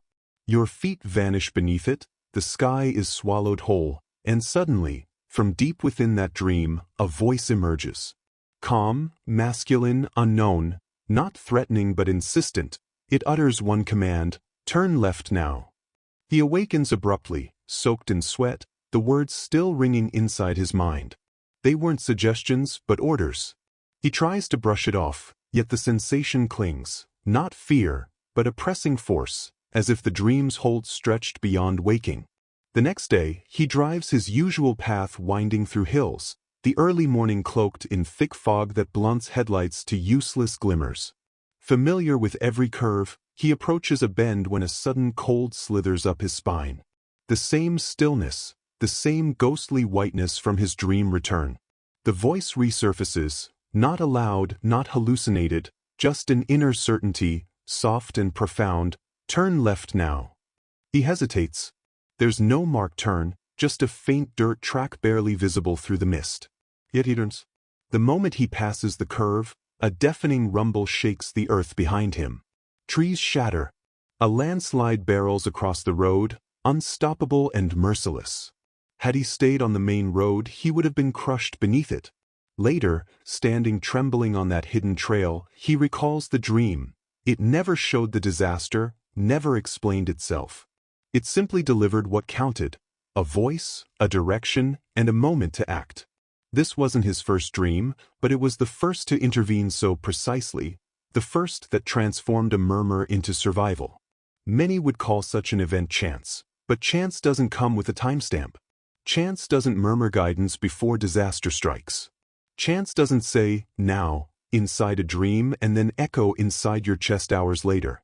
Psychologists might argue it was his mind piecing together patterns, weather, terrain, tension, but he knew this was different. It wasn't reasoning, it was instruction. He began keeping a record of his dreams, not to prove anything but to remember. He came to believe dreams were not random, they were complex, layered, symbolic, sometimes literal. He learned to recognize the tone that meant danger, the texture of dreams that carried weight. He explored other stories: pilots grounded by sudden unease, mothers waking with alarm before a child's fever spiked, hikers retreating for no reason and later discovering washed-out trails. One thread connected them all, the body sensing what the mind could not explain. A nudge, a whisper, a timely turn. He never spoke publicly of the landslide but returned to that foggy fork every year, not out of reverence, but to remind himself that the most crucial decisions often escape logic. They come from instinct, or perhaps from dreams. Dreams don't always narrate a story. Sometimes they deliver commands. Turn left now. And if you are fortunate, you listen. That single choice stayed with him, not just for what it prevented, but for what it awakened. He began to reflect on all the near misses in his life, those quiet crossroads, the forgotten moments of hesitation that might have been more than coincidence. How many times had something spoken, and he hadn't heard? He was neither religious nor superstitious, yet after that dream, he believed in something unnamed, not a deity or fate, but an intelligence operating just beyond sight, just beneath awareness. It didn't shout but whispered only when necessary. The dream never came again, but the fog did. Each time he drove through it, he paid close attention, not just to the road, but to himself, to the weight behind his decisions, the hum in his bones when change approached. He learned to discern the difference between fear and warning. Fear shouts, it panics. Warning is quiet, steady, patient. He became an advocate for listening, not to noise, but to silence. He spoke often, not of the landslide, but of dreams, intuition, and the possibility that we are connected to something ancient and wise through invisible strands woven in sleep. He read about old cultures where fog was sacred, a veil, a messenger, a threshold between worlds. In those tales, voices carried by mist were never doubted but followed, and those who obeyed survived to tell their stories. He never forgot the voice's exact tone. It spoke only 3 words, yet they altered his entire course. Now, when others pass that bend, he wonders if anyone else hears it. Perhaps the fog still speaks, perhaps it always has. Maybe dreams don't just rest the mind, they remind us, rehearse us, deliver messages that daylight cannot carry. Maybe dreams are warnings clothed in metaphor, survival disguised in poetry, the final kindness the universe offers before letting you choose. So, when the fog returns, he slows down. He listens. Because once, a dream spoke 3 words, and those words gave him everything. The child who floated. So vivid you feel breathless in the dream. Your child is floating, not flying like a bird, but drifting slowly, helplessly upward. Their small hands reaching down, eyes wide not with joy but with confusion. You try to grab them. You run, shout, cry, but they keep rising, past the trees, above the roof, into a silent sky. Then you wake up, heart pounding, and the first thing you do is run to the window. That was the night Mara had the dream. She was a single mother living in a 6th-floor apartment with her 3-year-old son, Leo.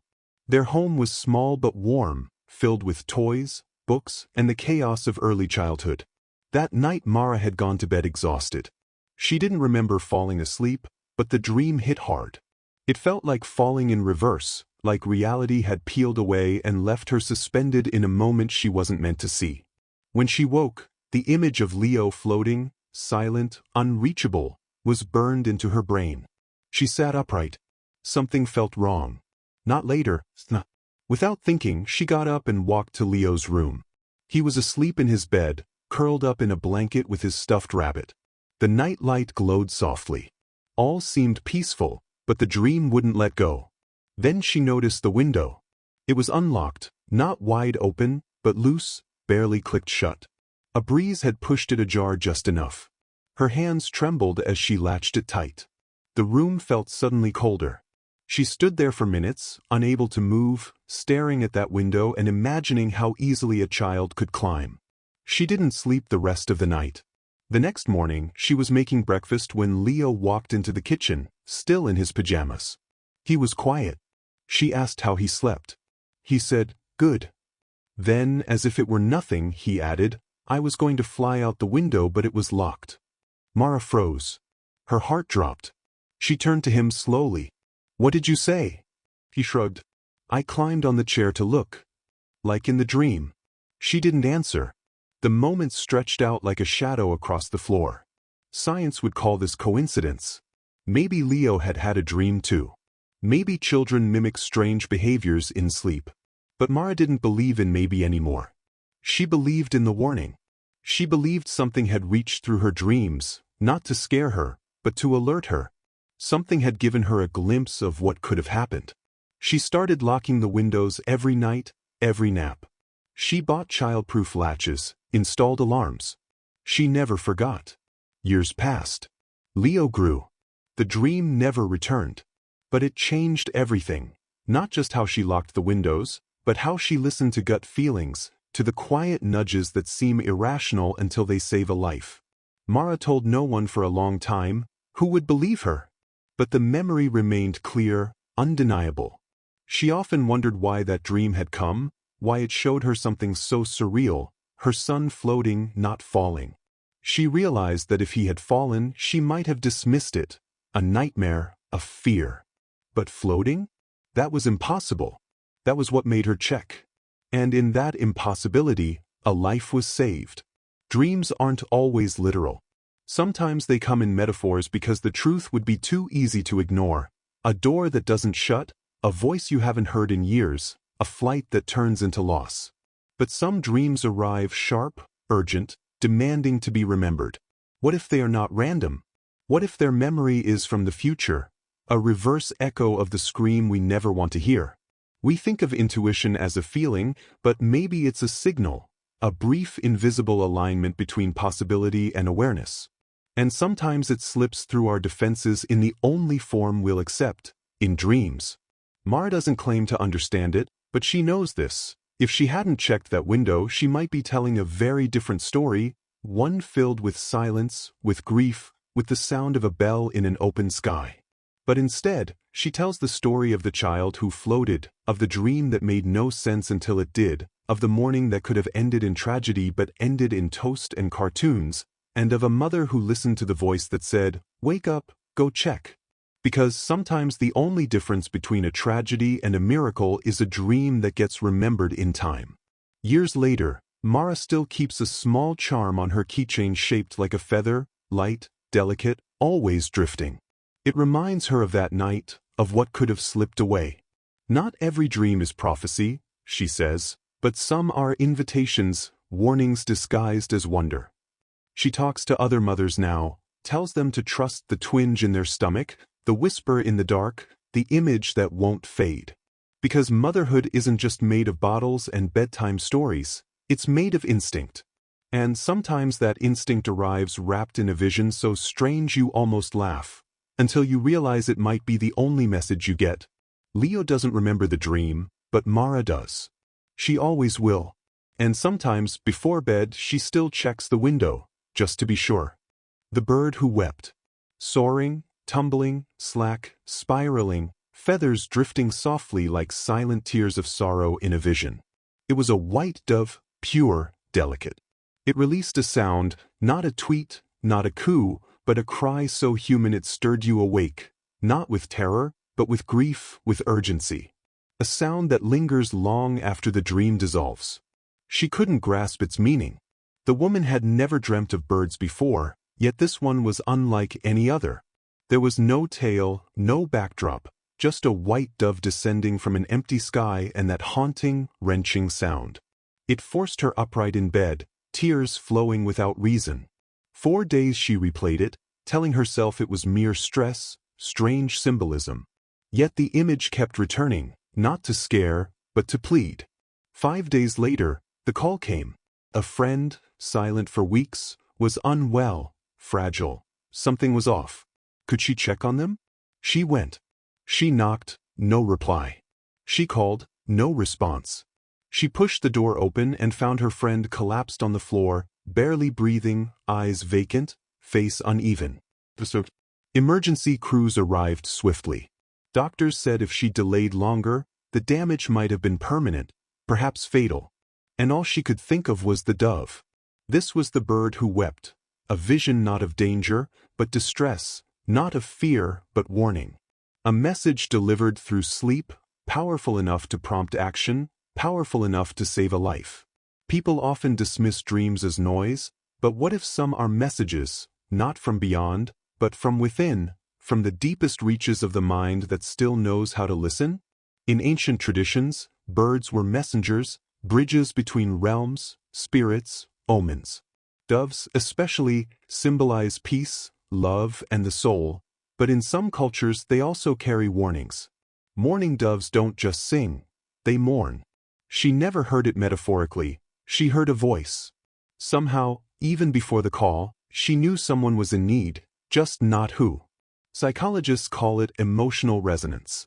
When your brain, especially during REM sleep, detects subtle shifts, changes in tone, behavior, distance, silence. If someone close struggles, your subconscious might sense it before your conscious mind does, and it speaks through dreams. Some say it transcends psychology. They believe we're connected, that emotions aren't confined to the body. Between close ones, family, lovers, friends, there's an invisible thread, tugging when one is in peril, sending a message without words, only images, cries, falling doves. She had no reason to visit that day, no plan, no logic, only the weight of the dream and that strange, lingering sound. That sound wasn't prophecy. It was a cry for help, and she answered. What if she hadn't? What if she dismissed it, laughed it off? What if she'd waited 1 hour longer? That's the thin line between disaster and miracle, tragedy and rescue, not science, not chance, attention. A willingness to trust what defies logic. A moment of faith in something deeper. Because sometimes the most vital signals don't come as thoughts. They come as feelings, symbols, dreams. And if you wait for certainty, it's already too late. Here's the most chilling part. When her friend awoke in the hospital, the first words were, "I kept calling for you." Yet she had no messages, no calls, no texts, no voicemails, just the dream, just the dove. Some call it coincidence. But what if coincidence is just what we say when reality brushes against something bigger, something science has yet to measure? Science is beginning to explore how minds might connect. Mirror neurons, heart rate synchronicity, shared dream patterns, twins. These are not myths but phenomena measurable, if not fully understood. The dove's cry wasn't a prediction, it was connection. A cry only she could hear because she was meant to. And maybe that's what matters most. Not that she foresaw the future, but that she acted when her inner world echoed what the outer world had yet to say. So keep your ears open in the dark. Keep your eyes sharp when the lights go out. If a dream hits like a wave and won't let you go, welcome it. Follow the thread. Because somewhere, someone might be falling, and you might be the only one hearing their cry. Dreams don't need logic to be real, they need action. And when the dove falls, Don't turn away. Be the one who listens. Be the one who arrives just in time. The helicopter in flames. Imagine a seasoned pilot waking up in the dead of night, soaked in sweat, his chest pounding. In his dream, he was inside his helicopter, hovering above a dense forest. The hum of the blades was smooth, the sky clear. Then, without warning, flames. The engine burst into fire. The cabin filled with smoke. He reached for controls that no longer responded. The chopper spiraled down, engulfed in screaming metal, then blackness. He jolted awake with the image seared into his mind. The explosion, the trees, the impact. He shook it off, trying to treat it like a nightmare, but it lingered. At the airfield, he couldn't shake the feeling, so he inspected the aircraft again and again. Something didn't feel right. The system checked out, but when he filed a report about a potential fuel feed issue based on intuition, it raised eyebrows. No errors were found, but still something gnawed at him. He refused to fly. They grounded the flight. Days later, an investigation revealed a microscopic fault in a fuel pressure sensor, one that could have caused a catastrophic ignition failure midair. If he had taken off, the explosion might have played out exactly as he saw it. He didn't know the problem, but he felt it in his bones, in his sleep. This story isn't unique. There are dozens of accounts from military pilots, commercial aviators, rescue crews who have reported dreams of specific failures, warnings, explosions, and in many cases, they turned out to be right. Often dismissed until it's too late, these dreams sometimes become the last thing remembered before disaster. Why do these visions happen? How can sleep reveal what inspections miss? Some believe it's pattern recognition taken to the extreme. Pilots are highly trained to detect subtle cues, sound, vibration, rhythm. Perhaps their subconscious mind pieces together micro-warnings, minor tremors, slight delays, thermal shifts, before the conscious mind catches on. In sleep, freed from logic, that pattern becomes a nightmare, a warning masked as terror. But what about precision? Pilots dreaming of exact locations, specific equipment failures, the sound of a bolt slipping, the feel of a flame? Neuroscience can't fully explain that. One theory is that REM sleep activates the same motor and sensory regions used during flight. The brain runs simulations, rehearsals, and in high-risk professions like aviation, these dream simulations can mirror reality frighteningly well. The line between memory, fear, and future possibility begins to blur. But what if it's more than simulation? What if it's signal? There are declassified records of military programs exploring dream-based diagnostics, pilots whose dreams repeatedly aligned with system malfunctions days before they occurred. The evidence was anecdotal but compelling enough to raise questions, enough to prompt quiet investigations. Skeptics argue it's survivor's bias. We remember the dream that matches the event, we forget the ones that don't. But this doesn't explain pilots who act before the dream becomes real, who cancel flights, who ground missions, who later learn that what they dreamed was dangerously close to the truth. The pilot who saw flames didn't just have a dream, he made a choice. He trusted a part of himself that training couldn't define. And in doing so, he may have saved lives. His colleagues mocked him at first, but after the fault was found, no one laughed. Instead, they looked at their own dreams a little differently, not just as noise, but as possible early warnings. Aviation is built on systems, checklists, precision, but sometimes the final line of defense isn't technology. It's intuition born in darkness, a gut scream dressed as fire.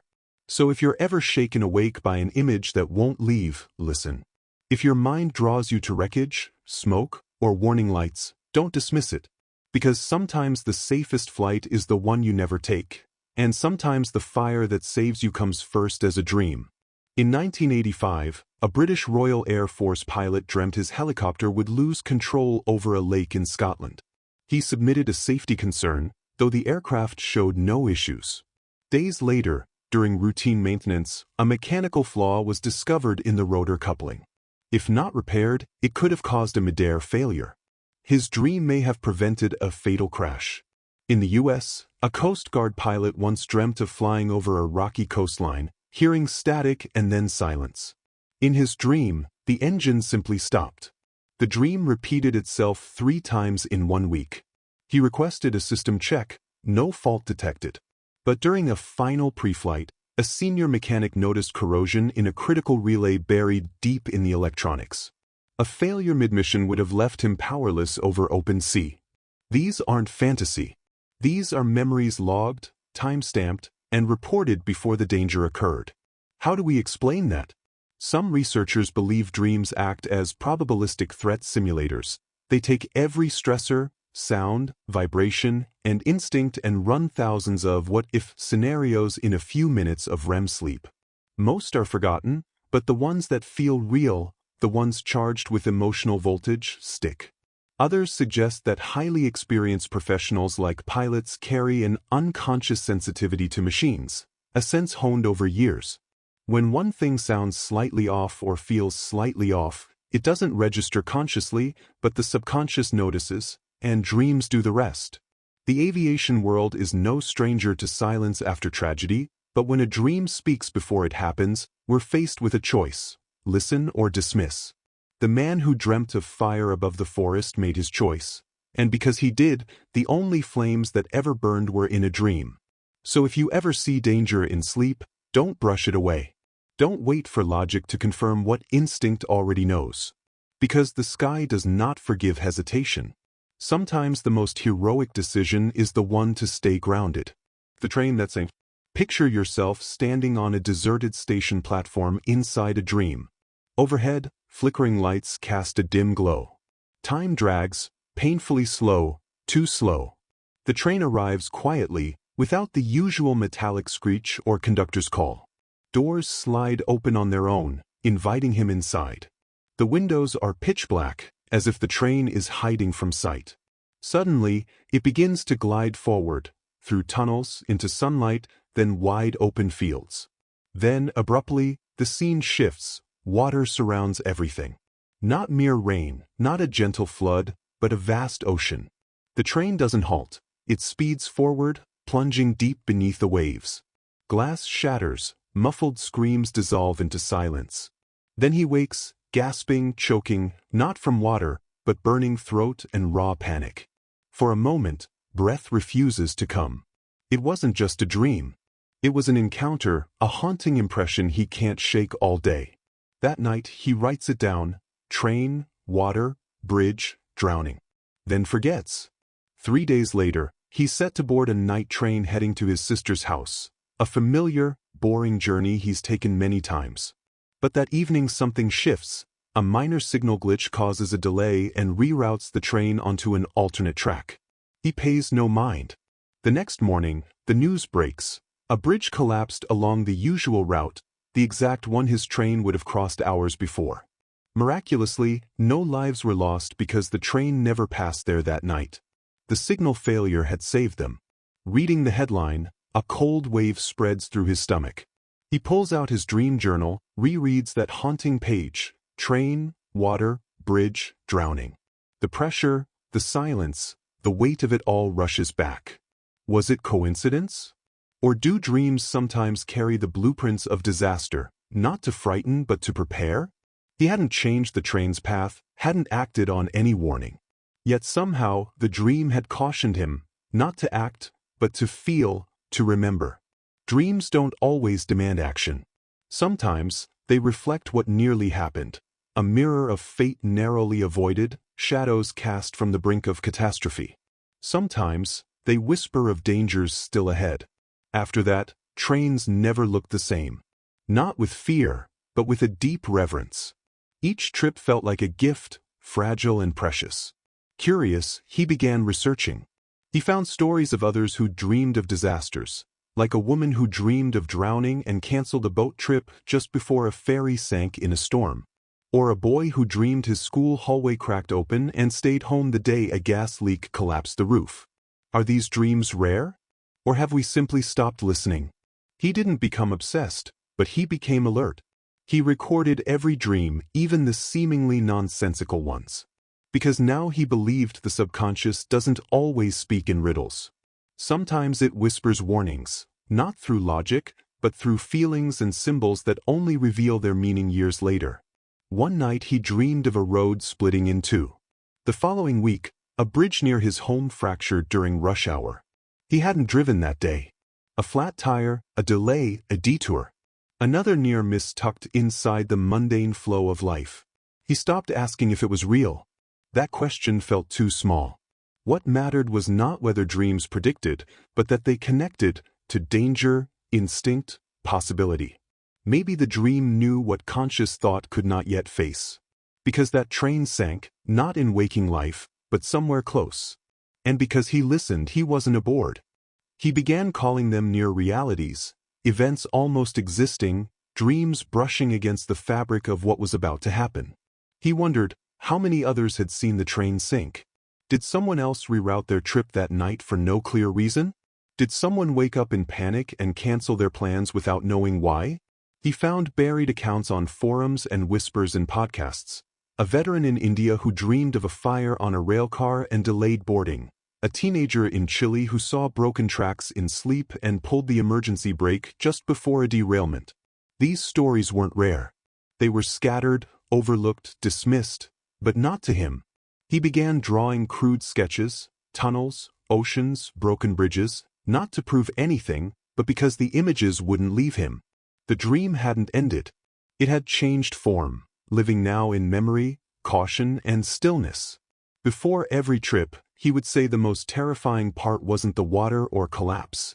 It was the silence before loss. That silence still visits in sleep. But now, when it comes, he listens. Because next time, it might not be just a warning. It might be a door.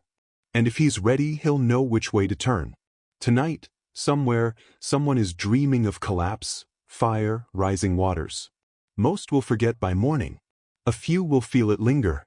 One might change course.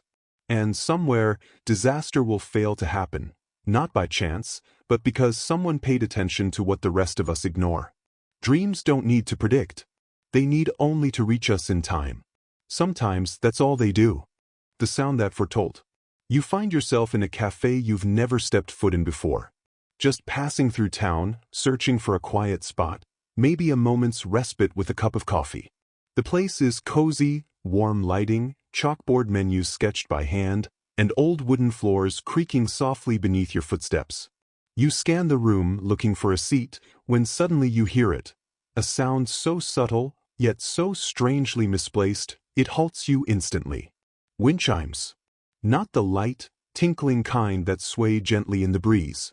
These sound deep, heavy, metallic, like distant bells resonating through a thick fog. As the sound washes over you, a shiver climbs your spine because it's familiar. You've heard it before, but not here, not in this reality. You heard it somewhere else, inside a dream. This was Clara's experience. It all began days earlier, in a fragmented dream that made little sense. She was seated by a window, though the view was obscured, strange, unknown. Soft music played somewhere nearby, the clatter of dishes, muffled voices echoing faintly. Then, cutting through the background, came the sound. Wind chimes, slow, hollow, heavy, as if drifting across time itself. Suddenly, something cracked above her in the dream. She looked up, the ceiling rippling strangely, then jolted awake with a gasp. At first, Clara dismissed it as stress. She'd been traveling frequently, navigating unfamiliar places and erratic schedules. But the sound lingered, following her like a half-remembered tune she couldn't shake. The uneasy feeling of the dream clung like mist. For days later, she stepped into that very cafe. Everything matched, the layout, the atmosphere, the subtle hum in the air. She scanned the room, drawn to a quiet table beneath a skylight. As she moved to sit, that sound came again. Not from speakers. Not hanging outside the door or swaying from a nearby fire escape. No, she heard it clearly, distinct and real. And something inside her froze. Her foot hovered just above the tile floor. She instinctively spun and chose another seat, across the room. No sooner had she settled than the tile above the table she almost chose cracked, then fell. It shattered with a sharp crash, scattering dust and startling the room. Waiters rushed over, apologies flying, but Clara remained still, shaking not from fear, but from recognition. The dream had come true. Not in full, no grand disaster or doom, but as a whisper, a subtle warning. A sound faint enough to nearly miss, yet loud enough to save her. She never asked the staff about the cracked tile or the wind chimes. She paid her bill and left, but the sound stayed with her. It always stayed. Dreams like these confuse reason. They aren't neat stories with clear meanings. They don't fit daylight logic. But they mark us anyway. They murmur warnings, not in words, but symbols. A sound, a place, a choice, a split-second decision. Clara could have ignored it. She could have told herself it was nonsense. But she didn't. She listened to that flicker of recognition, that pulse of unease. She didn't need proof. She just acted. Science calls this pattern recognition. Maybe a memory glitching, stitching itself to the present. Or maybe, just maybe, the brain glimpses nearby futures, timelines nearly lived, moments almost experienced. And sometimes it sends signals the only way it knows how, through sound. Wind chimes, ancient messengers of movement and air, bridges between now and what's yet to come. Clara has replayed that moment countless times. The weight of her foot above the tile, the pause, the sound. What if she'd ignored it? Told herself, dreams are nothing. Sounds are random. Fear is just imagination left over from the night. But that tile didn't merely fall. It cracked through time, marking an invisible line between belief and regret. She wonders how many people receive such warnings, and miss them. How many close calls come wrapped in nothing more than a whisper, a flash, a fleeting song carried on the wind. How many dreams fade away because their messages go unheard. We live in a world of noise, distraction, and logic, yet beneath it all lies an older language, where instinct is memory, and memory borrows from futures not yet lived. The wind chimes still hang on her porch. Sometimes, when no breeze stirs, they chime anyway. When that happens, Clara pauses, not afraid, just aware, listening not with her ears, but with the part of her that once sat in a cafe, heard a sound, and moved just in time. Maybe that's what dreams really are, not magic, not madness, but messages sent early, waiting for those willing to listen. The dream web pulls. Ocean tides surge above fiery ruins reaching into a sky aflame, voices shouting names unknown to you. You don't live near any shore, no blaze rages, no reason for dread resting deep in your bones, yet it remains, clutching tightly. Later you discover you were not alone. Across continents, others experienced similar visions, not identical but close. Different cities, the same flood, varied voices, the same cry. They awaken, write it down, dismiss it, until news breaks. An earthquake, a collapse, a raging inferno, a catastrophe too immense for a single place. Suddenly the dream feels like a whisper of something greater, something beneath the surface. Some call it coincidence. Others name it the dream web, a concealed network linking minds not through language or location, but through feeling. An unconscious field where signals of fear, warnings, and information travel faster than words. It's not invented, it's uncovered, emerging from trauma, crisis, transformation. When disaster looms, the web tightens. Psychologists term it shared dreaming, collective anxiety, archetypal warnings. Yet the patterns persist. In 2004, tsunami dreams appeared days before the Indian Ocean quake. On September 11th, strangers separated by miles dreamed of planes striking towers before it happened. Before Chernobyl's meltdown, witnesses report nightmares of smoke and fire. What accounts for this? Some suggest our minds detect faint environmental shifts, pressure changes, electromagnetic pulses, social unrest. Others invoke a collective unconscious, a theory by Carl Jung, where symbols of loss and destruction surface during upheaval. But what if it's more?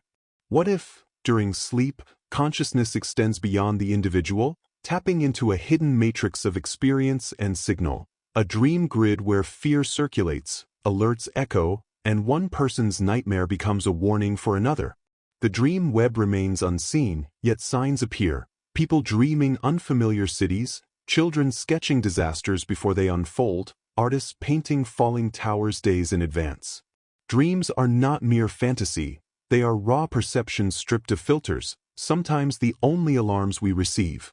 A woman in Brazil dreams of a train crashing on ice but shares nothing until a snowstorm derailment strikes Canada.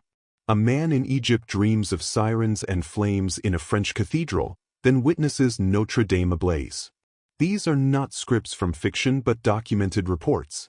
Science hesitates but cannot dismiss them. Some researchers now explore pre-impact sleep markers, odd dreams clustering before global crises, restless nights, spikes in nightmares. The web tugs, no one understands why. What does it mean for you?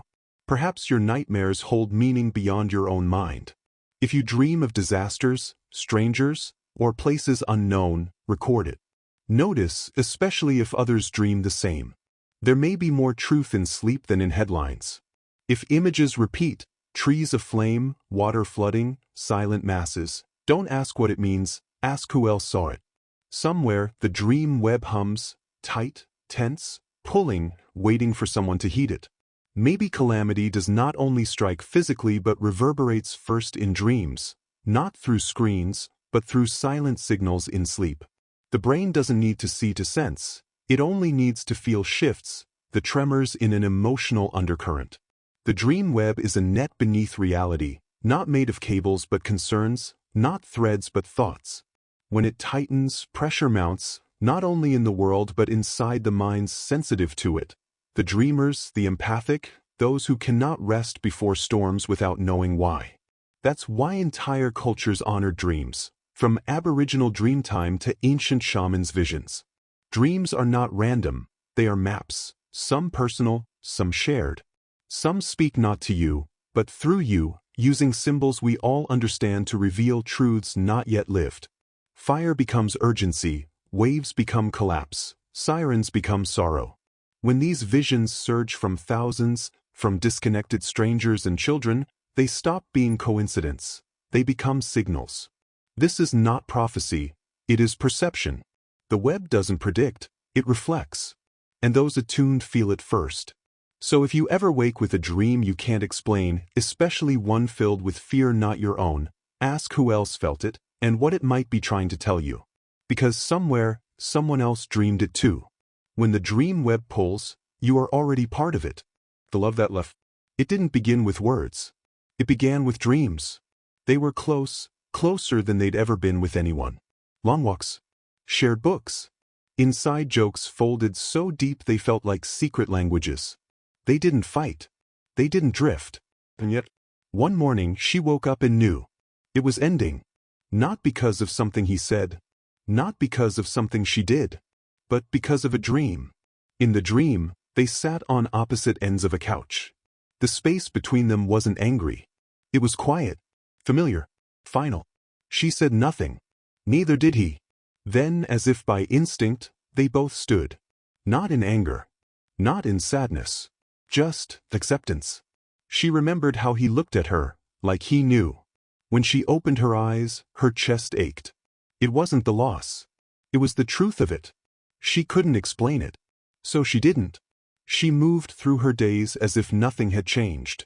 Until he spoke first, days later. Same calm. Same certainty. I think we're done, he said. She froze. I dreamed it last week, he continued. We were on a couch. We just knew. Her blood turned cold. She'd had the same dream. They hadn't told each other. Hadn't led each other. But both had dreamed the end, before it arrived. Same moment. Same silence. No yelling. No betrayal. Just inevitability. As if the love itself had quietly packed its bags in the night. And whispered its farewell through sleep. This is the love that left. Not a rupture. Not a collapse. But an echo, arriving before the sound. How does that happen? How can two people, without speaking, dream the same goodbye? Science is cautious. Dreams, it says, are the brain's attempt to process emotion, reconcile memory, resolve tension. In relationships, the unconscious sees first. A pause too long. A hug too brief. A glance that hesitates. The subconscious notices every fracture. Every shift. But what of shared dreams? Synchronized endings? Coincidence? Or something deeper? Carl Jung called it the collective unconscious. A realm of shared symbols, emotions, and meanings. He believed deeply connected people could tune into each other's psyches, not with clarity, but with resonance. Maybe that resonance carried the same message to them both. It's over. Not from each other, but from something between them. As if the relationship had its own consciousness, and it chose to leave. There are countless stories like this. People who feel a breakup before the words, who sense a death before it happens. Friends waking from matching dreams. Scientists dismiss it. Artists call it truth. A 2019 study on dream telepathy found no proof in labs. But maybe these moments don't show up in sterile rooms. Maybe they emerge only when something sacred is at stake. Plus, the edge of something real. This wasn't fear. Wasn't a nightmare. It was peace. But clean. The kind of silence that follows. A long, honest conversation. Except, they never had it. The dream had it for them. Afterward, they stayed in touch for a while. But something had shifted. Neither blamed the other. Neither asked why. Maybe because they already knew. The relationship hadn't failed. It had simply finished. Gently. Quietly. As if it loved them enough to leave before it turned cruel. Sometimes, the deepest love doesn't end in fire. It ends in a whisper. And if you're lucky, or cursed, you'll hear that whisper in your sleep. We talk about red flags, gut instincts, but maybe some truths don't shout. Maybe they dream. And maybe the bravest thing you can do isn't to hold on, but to listen, to admit something can be beautiful and still be over. The love that left isn't a story of loss. It's a story of recognition, of two hearts tuned to the same frequency, hearing the same fading song. A goodbye that needed no words, only sleep. And when they woke, the truth was already there. Maybe that's what love really is. Not permanence, but presence. A temporary alignment of souls that burns its shape into time. And when it's over, you don't always get a reason. Sometimes, all you get is a soft exit through the door of a dream. They didn't hate each other. They didn't mourn like the movies. But they carry that moment, a memory of an ending that hadn't happened yet. A quiet departure, already lived, once in sleep, before it was ever spoken. Maybe that's what makes it stay. Not the loss. The knowing. The love that left. Gently. Some breakups scream. Others vanish. But this one slipped away. Like a shadow across the heart. No thunder. No blame. Just two souls. Walking backward. Out of a dream. Not because they wanted to. But because the dream was over. Before they could be. The photo in dreams framed picture. You see your hands. A place you've never been. Trees frame the scene just right. A mountain stands quietly in the distance. Shadows fall like they've been waiting there for centuries. You take the photo, in the dream, and something clicks. Not just the camera. Something inside your chest. Then you wake up. No photo. But it haunts you. You see it clearly still. The curve of the hill. The streak of cloud. The precise angle of every leaf. Years pass. You forget. Life rolls forward. Then one day, on a spontaneous road trip, you take a turn off a forgotten highway. You walk into a clearing.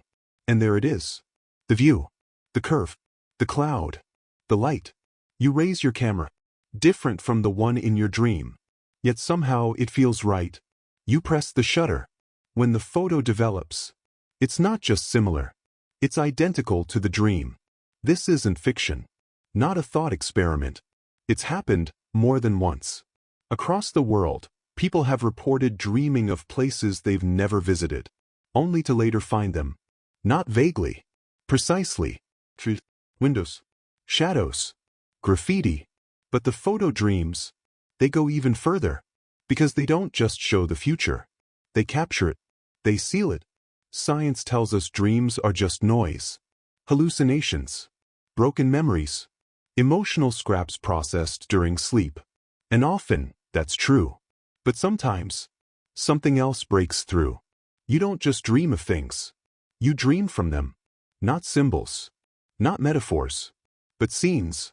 As if you stepped out of time. and into a memory that hasn't happened yet. One explanation? Cryptomnesia, hidden memory. Maybe you saw the image long ago. A postcard, a film, a photo tucked inside a magazine. Your brain filed it away. Later, the dream regurgitates it. But that theory collapses when people find locations they couldn't have possibly seen. Private gardens, abandoned ruins, hidden trails, matched to the dream, to the stone. Then there's another idea. Temporal leakage. During REM sleep, some believe the mind becomes unstuck, not in space, but in time. The dream isn't a vision. It's a timestamp, a window, a photo not yet taken, a path not yet walked. In 2009, a man in Berlin dreamt of a sunlit chapel. Cypress trees surrounded it. Light fell diagonally through the dust. He'd never been to Spain. 6 years later, hiking the Camino de Santiago, he stumbled onto that exact scene. Same trees, same light. He lifted his camera and realized he'd already taken this picture in his sleep. The photo developed was nearly identical to the sketch he made after the dream. Coincidence? Another case. A woman in Japan. She dreamt of walking beneath a red bridge. A man painting nearby. She took a photo of him in the dream. It was so vivid she painted it the next morning. 3 years later, in Vietnam, she crossed a red bridge in a remote village. Below her, the same man, painting. She raised her phone, snapped the picture. The dream and the photo matched perfectly. Even the angle of his brush. These aren't fantasies.